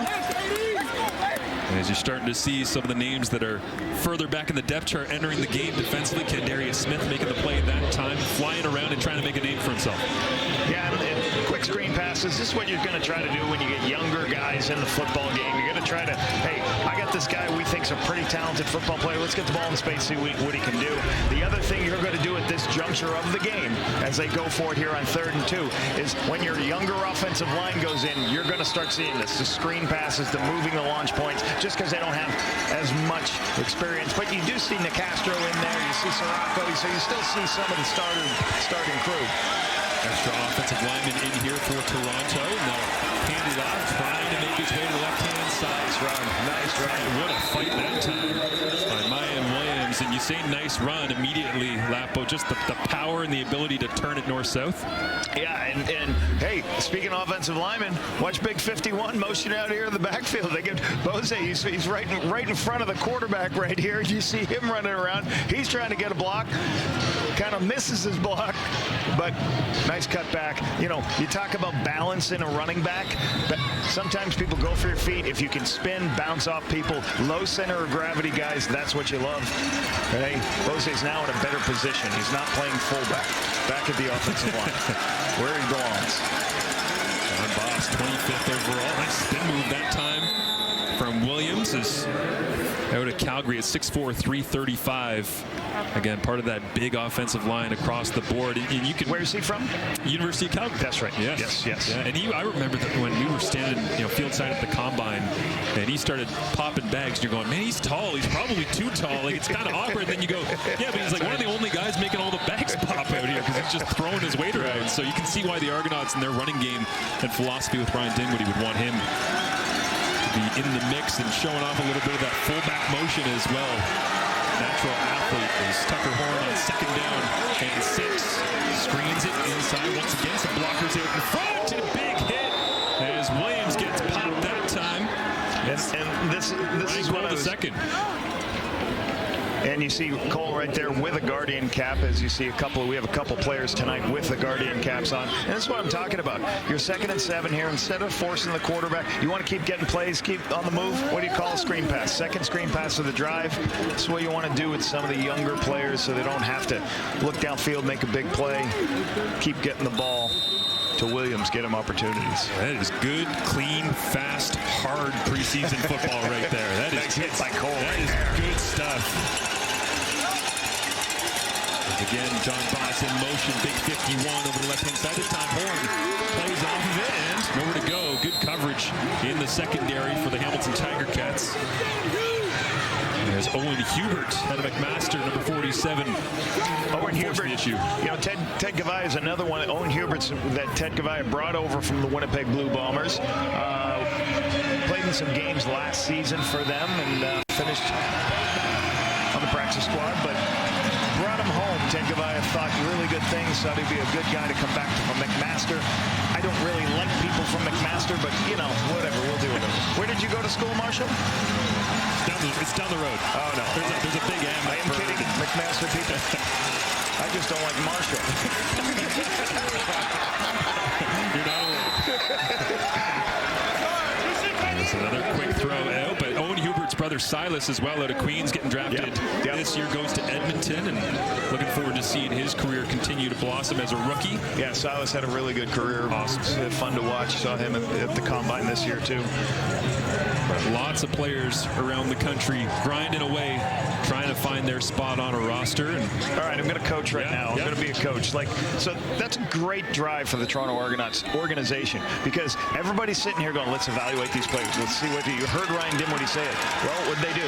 How many plays on that drive? 8 plays, 9 plays, working down the field.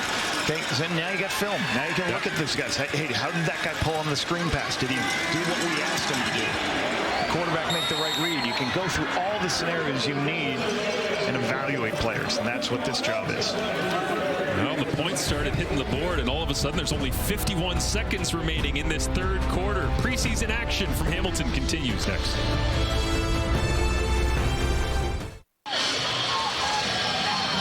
Oh, the kids are out and loving it. And earlier today, the best high school prospects in the country, they hit the hammer. It's the annual CFC Prospects game. And you know Davis and Milt had some fun on the sidelines. You got to make sure you catch it all. The action is up on Monday at 7:30 Eastern, 4:30 Pacific on TSN, as the young members of the Tiger Cats fan base out in full throat today, celebrating the return of CFL football to Hamilton in this great rivalry between the Tiger Cats and the Argonauts, as Taylor Powell into the ball game and 0 for 1 to kick things off as he skips it into the turf. But for Powell last year, had an opportunity to start, gets his first chance to replace Bo Levi Mitchell. Scott Milanovich wanted to make a switch, and then got a concussion and wasn't able to stick around, and so he had to take a lot of time back to the sideline. It really sprung Bo Levi Mitchell to a near MOP campaign, but Powell's got a ton of ability when he has been able to stay healthy in this Hamilton offense. Yeah, I thought the Ticats did a good job trying to utilize his legs in their pass game scheme, so giving him opportunities to move the launch point, either run or pass options. They always did a good job with him last year. In tough on 2nd and long there after the inefficient first down, but Ternowski makes the grab and comes up short, so the punting unit will come out. Bo Levi 13-23, just crossed the dollar bill mark. Yeah, and as you come to this point of the game, you know, as a play caller and everything, you're always thinking volume. Like, I don't want to have too much volume in, and I used to do this in my career. It would be bad. I would have too much stuff in when you're just trying to evaluate guys, but you're, I got to run this play, this play. You just want to run plays so the guys can see, you can see, can this guy run? Can this guy process? Can this guy get downfield? On defense, can this guy tackle when he needs to make tackles? As the return game comes to life now for the Toronto Argonauts, trying to get to the outside. Calvin Turner Jr.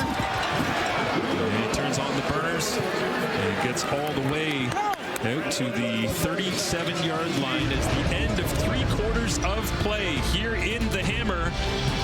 Just leaning anticipation into what should be a tremendous 2025 CFL season. A great rivalry matchup between these two. For now, they'll round out the preseason week 1 when we return. What a tremendous way to kick off the preseason here for these two clubs, Hamilton and Toronto, going back and forth in that third quarter, actually putting some points up on the board. Bo Levi Mitchell done for the ball game. Have to say it wasn't the crispest of efforts, but certainly getting into a little bit of a rhythm as his time wound down. But what's really caught my eye now is just the Toronto Argonauts and their running back group. There's 4 bodies in that group. Can you keep all 4? Will you keep all 4? They brought in Kevin Brown. They see Mayan Williams out here ripping around. What do you think, Lapo? Yeah, Mayan Williams really had a really good day. Kevin Brown was a very talented football player, as we see here for the Elks. And again, a good signing in the offseason, but could even carry Mayan Williams, Kevin Brown. So what's kind of hard is you can't keep all of these guys. And certainly when you have veterans in the roster, that can come in to hurt you sometimes of injuries. Mayan Williams, sometimes you get these guys that are really talented down from the U.S. They may say, I'm not going to go on the practice squad, but he's a young player. He might go on the practice squad, so maybe you get to keep all these guys around. And you still got McMahon, right? Yeah, Deontay McMahon adds to the skill set as well. A variety of different things as Tucker Horn elongates the play as far as he can. There's flag down. Flag. Yeah, along that sideline. And this is what you're going to see later in the game to help the offensive line, help the quarterback move the pocket. Very easy pictures for the quarterback.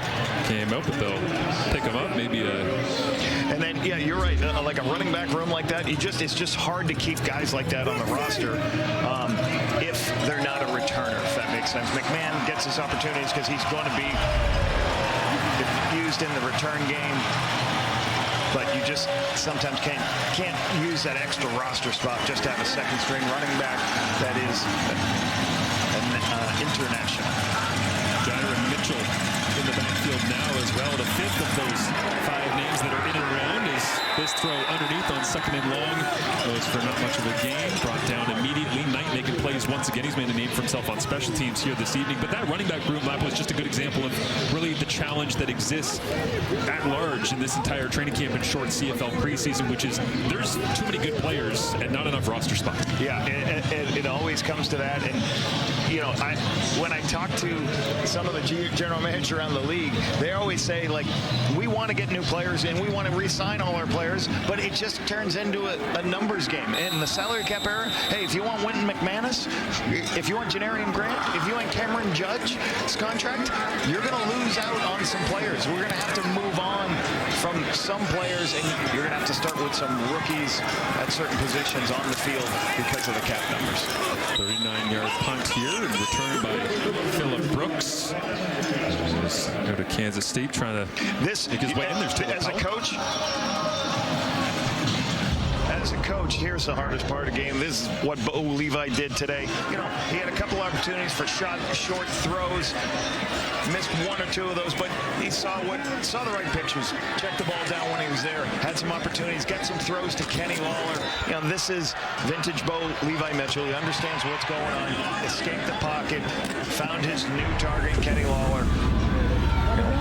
Easy day. They'll continue to build and figure out. I like the no huddle they did with Bo. You got a veteran like that. Why not do some no huddle offense? Allow him to call some of it at the line of scrimmage. Give him good opportunities. As anybody who follows the CFL passionately, which if you're watching the preseason, and most of you will be, is a lot of the time at home, that's when you maximize the reps that you can get for your starting crew and obviously your starting quarterback as well. And we've seen before across the league where the presumed starter, the returning starter, comes in and just kind of throws a bit of a stinker to get things going. It really hurts the momentum of the season. It doesn't feel like Bo had any of that in these games. Now is now Powell whipping it down the field.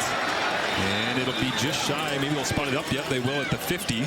It's complete to Odu Hilaire. There's that statistic right there you had of Bo Levi Mitchell in the deep balls. And here Powell taking this shot on the perimeter on the outside.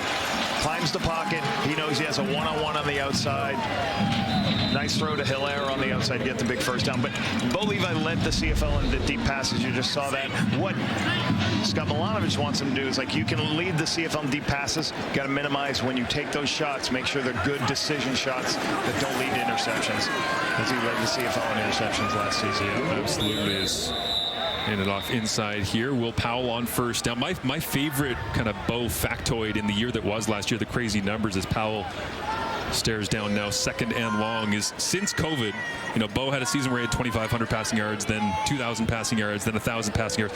In 2021, 2022, 2023, it's a total of 5,600 passing yards.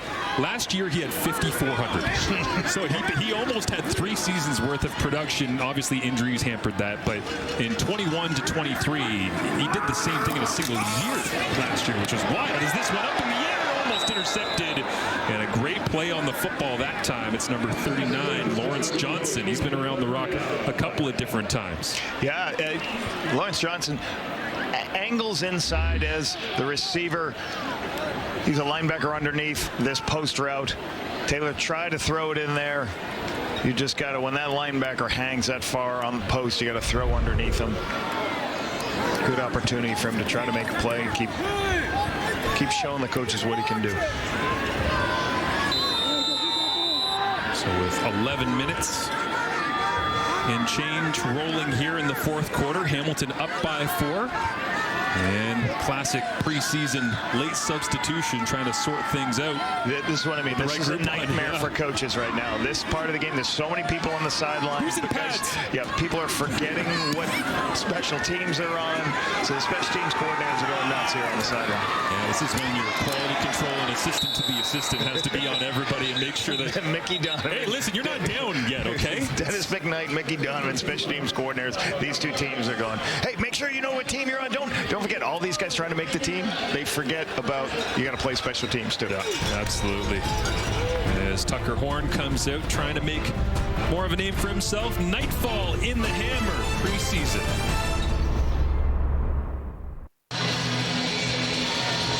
Well, all smiles on the Argonauts sideline right now. The quarterbacks hanging out, relaxing. Cam Dukes alongside Nick Arbuckle, who got a chance to do something that is kind of a bucket list item for a lot of people. Look at this arm. Look at this. Ripped it. And apparently, I've been told, courtesy Mike Hogan at Argonauts.ca, he never played baseball?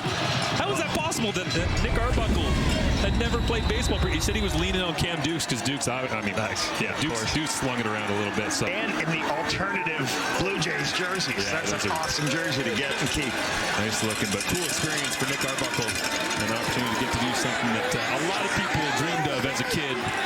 And wide smiles from ear to ear, just like right now, as you can tell that post-Grey Cup MVP glow still kind of hanging over Arbuckle. He's enjoying life in double blue a year after he thought he might be going into coaching. Oh, hey, I'll hang around, see what happens. Oh, look, I'm the Grey Cup MVP. Yeah, and, you know, great family, great individual. Yeah. You know, and obviously he had opportunities at other places. I was with him in Ottawa, and then he had to move on from Ottawa, went to Edmonton, back to Toronto, back to Ottawa. So, you know, it's great to see him get that opportunity and be part of that Grey Cup championships. Great story. Tucker Horn in at quarterback for the Argonauts right now. Muscles this one out to the left sideline. And it's completed. See Ryan Baker right there, number 36 for the Hamilton Tiger Cats in around the action. He filled in admirably last year at middle linebacker, but some moving pieces this year to sort out what they're going to do in the middle of that Hamilton defense. Devin Verzuk, the 2nd overall pick. Nice play on special teams early on in this game, and Verzuk making his way off the sideline right now to help with the return team for the Tiger Cat Specials.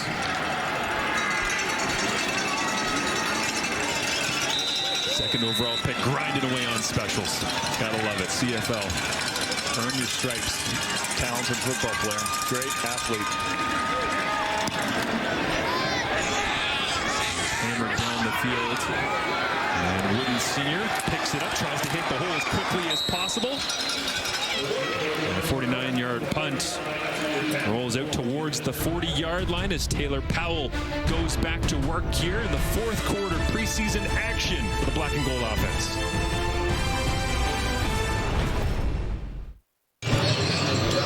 Some key re-signings for the Hamilton Tiger Cats in the offseason, and obviously you have to go out and try and fill some spots as well that were lost to other teams, and the Hamilton Tiger Cats didn't just sign Winnipeg Blue Bombers. With an update on Reggie Stubblefield coming to the Black and Gold. Here's Matthew Shinetti. Peel back the curtain for the viewers just for a second here, Marshall, because our esteemed analyst Paul Lapolice off air did ask if we have an update on Reggie Stubblefield, so I did sneak over, the intrepid reporter that I am, to talk to Reggie Stubblefield, and he said this week he's going to Montreal to be evaluated for that ACL injury that he suffered in June of last year. And typically, guys, we know that ACL injuries can take up to a year to be fully healed.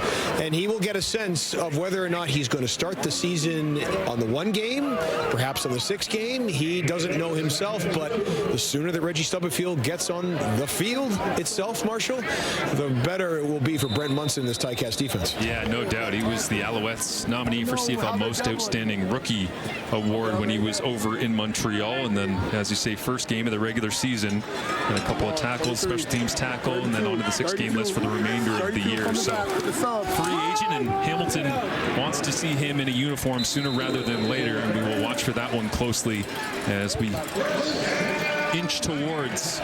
Yeah, I talked to Ted Gavai in the offseason about Reggie Stubblefield. I thought that was a great signing. As you said, like, he only got to play 1 game, blew his ACL in the first game of the season, but this was a playmaker.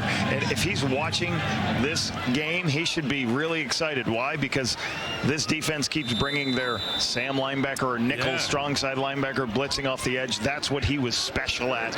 He was a great football player. And Ted Gavai knew, hey, we might have to put him, take it nice and slow, put him on the 6th game, but he is worth it. We want him in our building for a playmaker for the defense. Taylor Powell on the money with that one, and just bounces off the hands, incomplete. Number 39, that's Trayshawn Ward, unable to hang on to it. So Hamilton in a hole again, 2nd and 10. Yeah, for Trayshawn, well, this is what I'm talking about. The young player getting an opportunity. You get in the game in the 4th quarter, you make that catch, well, maybe you got to run play the next play. And that's what you get your opportunities, make your opportunity an opportunity for someone else. Got to keep finishing and making your plays. Just had to do a double check when I saw 82 out there. Yes, that is Drew Wolotarski not wearing Winnipeg colors. He is in black and gold here in Hamilton as Powell fires this one in underneath and on cue. 82. Just shy of the first down marker, but the veteran presence making his way over. Yeah, I mean, Drew, he was an amazing guy to coach and work with. I enjoyed all my time with him. Players love working with him. Smart individual, can play in a number of spots, understands when to sit in zone and man. Just high IQ football player. Made a lot of plays for the Bombers over the years. And he's just one of those another guys where, hey, when we keep re-signing players, sooner or later, guys that the Bombers love, fan base loves, we can't keep everybody. And 3rd down, they go with a running play here. Just quickly, Lapo is, it looks like they are short, but there is a flag down on the play as well. And back to the Winnipeg scenario, why Drew Wolotarski? They would have loved to keep Drew Wolotarski, but Iglesias did very good things for them last year, so sooner or later you're going to be... Toronto number 76, 5-yard penalty, that will result in a first down. But sooner or later, you're going to say, well, hey, we've got to get younger at the Canadian receiver, or we get maybe a little bit more affordable. That allows us to keep Stanley Bryant, Willie Jefferson, all the other factors. And that's just the unfortunate part of salary cap era, but great that Ted brought him in here. Veteran to help that room. Great acoustic guitar player, too. Yes, Drew Wolotarski. He's going to love the local music scene, the Hammer Man. He's going to crush it and get all these little lounges. He can play anywhere he wants in this town. And he's inside running off to the races. There you go, Ward making your plays. Into the end zone, touchdown. Trayshawn Ward, 45 yards. You see Husseini there, the draft pick for the Ticats, help him get a block there. Ward recovers from the drop he had a couple of plays ago. Makes a big run. See him here, he's just going to be working to our left of the screen. Obviously a misalignment by one of the linebackers to open up that gap. You have to have a linebacker in that hole. Linebackers overplay it, so you get some younger guys probably misaligned where they got to line up, and Ward makes them play. And the extra point up and good. What a block, too, by left guard Jacob Zod, who's bounced around the CFL plenty. Drafted him at the Red Blacks years ago, Jacob. Yep. 29th to Ottawa back in 2020, but Zod, the left guard, rocking it. Taylor Powell approves, and Hamilton on the board once again.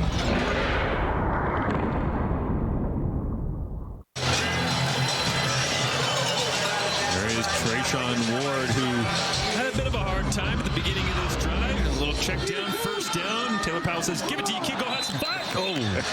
Yeah, eyes to the sky, never a good thing in the preseason. Well, follows it up with this 45-yard romp. And here's what these young players have to have an understanding of. You know, Trace Ward makes his opportunity. You always talk to the players about, hey, don't be counting your reps. Make your reps count is a big term used all the time. But the other thing that really has to happen is you've got to have an understanding that you're going to make a team what you do in practice, not just what you do in a games. This is great. You show this. What has he done every day of practice to put himself in a good position?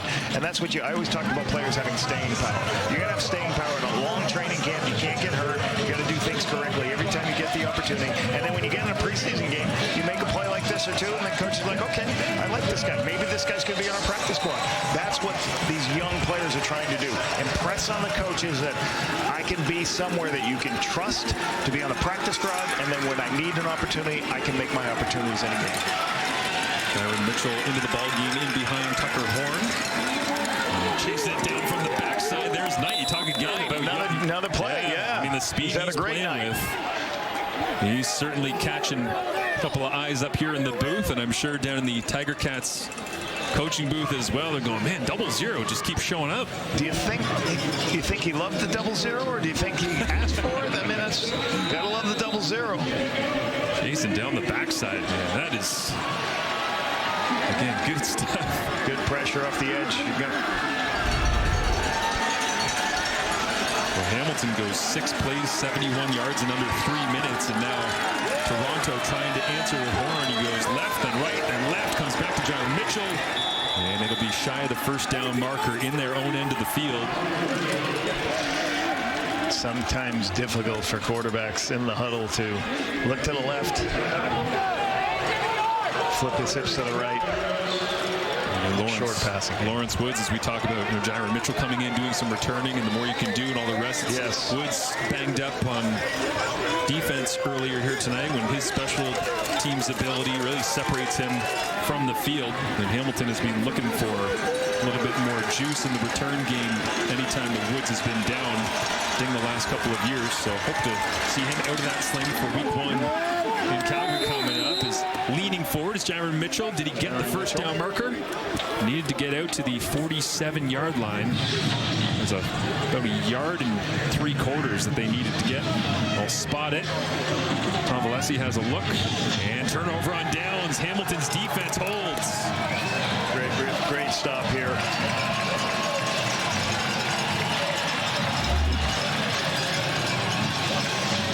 Mitchell tries to get up in there, just a little bit of penetration. You got White coming off the edge. Gets his feet in there. You know, once you stop their feet, you got no chance of getting extra yardage. Nice play by this defense.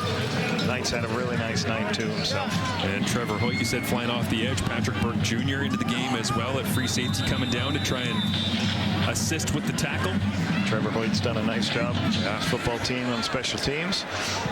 So Powell back at the controls for Hamilton's offense. Hands off the stretch right outside, and why not give it right back to Ward after his 45-yard touchdown run. Go to Boston College. And now it looks like Taylor Powell has gone to the sideline, and a quick quarterback substitution. See right here, boom, 1 foot in the ground, get north-south. That's a nice move by him. As the line stretching, puts his right foot in the ground, goes north-south as the offensive line separates the defensive line. And so Hardison in short yardage as they see whether or not he's got the right stuff to steal Antti Litre's job away as the short yardage quarterback for this Hamilton club. And it is the 3-minute warning here in Hamilton as the Tiger Cats in control 21-10 against the vaunted Argonauts. Preseason coverage wraps up next week. Last one before the real thing. It's the Owls and the Red Blacks, 7 Eastern, 4 Pacific on TSN. Today strangely did feel like I don't know whether it was like a Labor Day teaser, like having Sask Winnipeg playing against each other and Calgary Edmonton, and we're in the hammer with Toronto Argonauts. Right? Yes. So, yeah, he kind of got a little bit of the itch all of a sudden. As Hardison back to the sidelines after dabbling in short yardage responsibilities, and Taylor Powell back into the ball game here. And the Tiger Cats content to let the clock roll a little bit. Before Powell turns around and hands it off. Ward adds a couple more yards to his tally, but one of the things that we kind of discussed at various points throughout the night is, man, just how many bodies there are on the sidelines down here, right? Like, it's amazing when you see the home teams and get to dress more players in these preseason games. And man, Hamilton, that looks like I don't know if it's an anthill, a beehive, what that is, but there's a ton of dudes down there who all just want to play professional football, and you see it on both sidelines. Yeah, and that's why you got to reinforce a point I just talked about. It's like you're not going to get enough reps in a game to be able to convince people what you can do. So you got to do it consistently every day on the practice field, or else you think, oh, I'm going to make my plays in the game. It doesn't happen often. So with a toss here to Ward, great chase, great tackle. Who's that? Tracking it down. 34 on the backside. That's Steven Smith, CJFL experience out of Regina.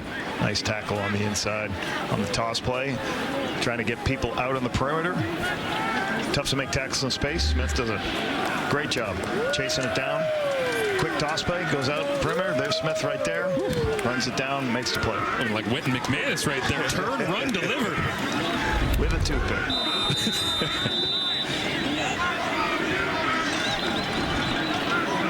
So the field goal unit comes out. Mark Leggio, you see there, knocking them down in 17 and 34 on the evening. Successful season last year as well. There's a lot of guys that were already on this roster who used to play in Winnipeg before taking the here. He kind of showed up and he's like, oh yeah, I know you. I already had you a couple years ago. Leggio spending his time. Yeah, and you see a lot of coaches, right? We saw Jason Shivers at one point today, former assistant in a number of spots, back now with the Toronto Argonauts, and he's standing with co-offense defense coordinator Kevin Iben, and I think I saw with Scott Milanovic a couple times, Casey Crehan back in the Canadian Football League, working with the defensive line. So there is some coaching changes here, and interesting to see what Jason kind of brings to this defense of the Argonauts. And it's similar to last year. You see them today early in part of the game. They love to play coverage, and hopefully we can get home with a pass rush. Now, the pass rush is going to be different than it was last year, but certainly having an experienced former coordinator in your building is a good thing. There's Brent Munson and Casey Crehan. Munson comes over from Calgary. Hamilton boy, right? Yeah, it's back to his hometown. Yeah, it's funny. There's been a couple of different times somebody who lives here in Hamilton that go to the grocery store during a Stampeders bye week and just go, hey, Brent. Hey, I'll tell you this. Let's talk about Brent Munson at one point. Hey, people always say sometimes, hey, I'd love to do what you do. I'd love to coach. I'd like to be there and do all those things. Okay. Brent Munson started out as a video coordinator. He sent letters to every team. Oh, loose ball. Loose ball around, and now we're playing preseason. There we go. Finally, Herslow pops that one out of bounds going backwards, but Herslow paid attention in the meetings where it said, hey, when the ball's on the sideline, Herslow, make sure you just tap it out. So good, getting all situational stuff. This is great film tomorrow to talk about in your meetings. You see everybody going over trying to tap the ball. As we understand in the Canadian Football League, you don't have to have possession, you just tap it out of bounds. And trying to knock it out. You see big 76 chasing it down here for the Argonauts as well. The most preseason possible tidbit I can give you here tonight to wind things down in the fourth quarter. 76 trying to make this roster. DeMarcus Johnson has a Christmas birthday. He's playing alongside DeMarcus Christmas. There you go. You're welcome, everyone. Tip your waitress. He's here all week. Preseason brain, when you got this many players on the sideline, you start piecing together all these fun little things, and you go, man, it's a crazy combination, pro football in the CFL, to throw everyone in the locker room. And well, here's a problem sometimes. When you retire so many football numbers, you don't have enough numbers for all these guys. You have two sets of numbers sometimes. Another completion here. Herslow gets rewarded for his special teams knowledge with a grab. I like the tackle. Plays a Mary Walton, really good recognition coming soft spot of the zone. Young player getting some reps. Tucker Horn trying to show that he's got command of this hurry-up offense. And he rolls to the right, finds the open receiver, and Herslow hauls in another for an Argonauts first down right at the sticks. Keep this drive going. Get more reps, more stuff on tape. We've got a little taste of CFL action here today with all these games happening around the country. Hope everyone that got out to a game enjoyed. If you haven't, let's see what week 1 looks like. Herslo's doing these best impression. You're always sliding to get your back foot inbounds. We call that the toe tap drill on the sideline. Really good execution there of that. There's another completion underneath. And Tucker looks like he's got some tools in his skill set to be able to hang around for at least another week, get some more reps, build some more film. Yeah, that's the hard part now. You're trying to figure out how many, if I'm going away on the road, if you've got veterans, say you're on the road in a preseason game, you don't really like taking your veterans to a game. Yeah. Because they're not going to play long. Big hit right down the pipe as Patrick Burke Jr. stepped in, but it's held on. There's Dante Demas. That's great vision. Throwing it before the safety can get over there. You can see when he held the safety with his eyes. Good shot by Burke. Good job by Burke not going up high either. He was able to catch him right in the chest. It's now another big stick, and there's Knight. There's Knight again. All over it once again with Jaron Mitchell on the receiving end. So this is what's great about this. So right after that catch, the Argos looked to go tempo, right? They ran right up to ran a play. I think they're trying to make sure that there really wasn't a lot of extra time taking a look at whether that was a targeting hit on the receiver. So I like that. That's good situational football for them to go up. Hey, let's get up here. Let's go run a play quickly. So Horn sees it, moves the safety. It's a way to make this play. This is a huge hit right there. Burke's got his head out of the way. That's good. Nice, clean hit. But I think the Argonauts might have not been sure. So they say, let's get up, right? Yeah. And Quantrez Knight that we've been talking about throughout the evening is down on the field and getting some attention right now. But 37 seconds left. They've done a nice job moving all the way down the field. This is good reps for them to show of their no-huddle offense, all this stuff. This is great. No doubt is Knight being supported there by Claire Toffelmeyer, head athletic therapist for the Tiger Cats. That Patrick Burke Jr. hit, and the fact that it was clean. We've seen a couple of really fast physical collisions here tonight, and it actually reminds me a little bit when I see it more and more where you go, 5 years ago, I don't think Patrick Burke keeps his head out of that play.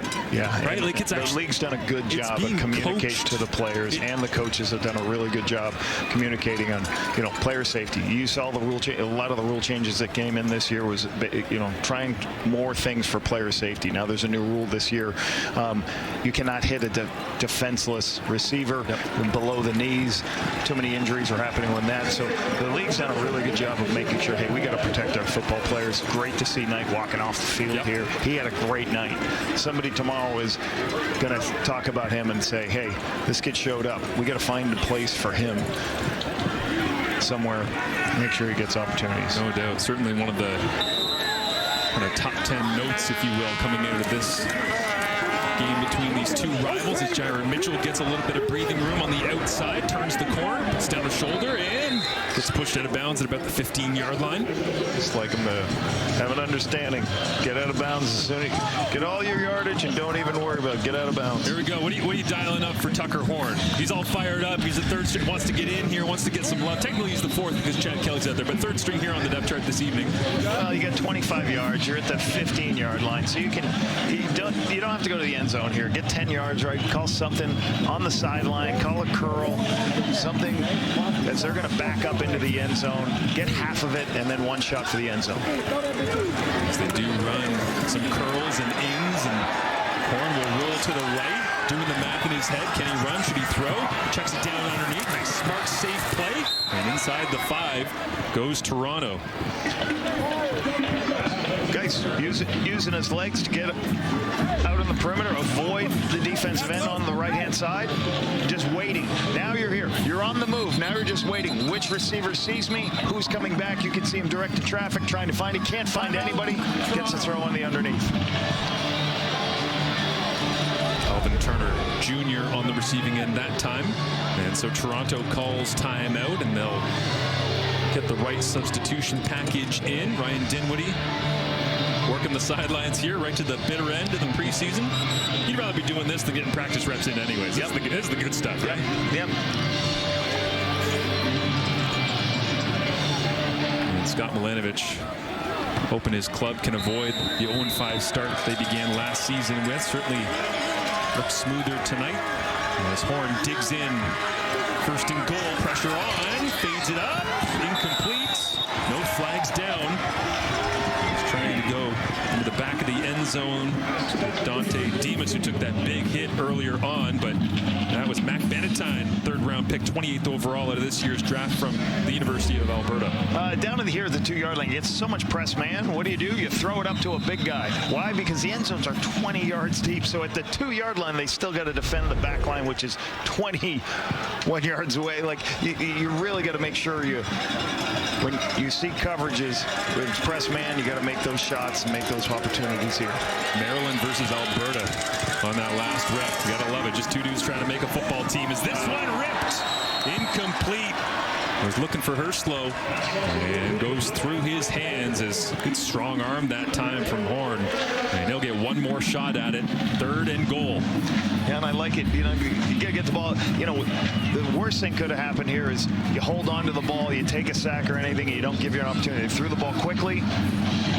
You'd like to make that catch, but at least they gave themselves 5 more seconds, so they actually get a 3rd play here. So it'll be interesting to see what they get. Split it out 5 wide.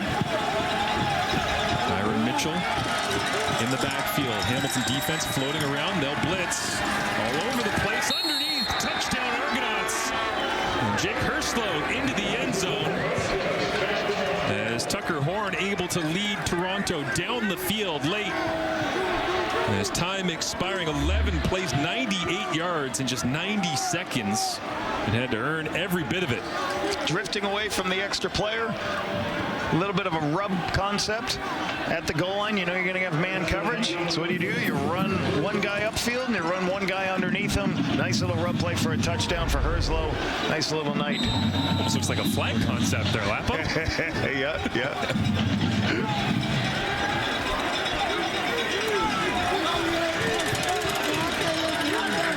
Now they'll go for 2. Why not? Get the extra rep in. They go back up top to Demas. And 2 for 2 is Mac Benetine. Trying to stake his claim to a roster spot, as so many players did here tonight. In an entertaining matchup between the QEW rivals in Hamilton and Toronto. The Tiger Cats send their fans home happy in the preseason with a 24-16 victory.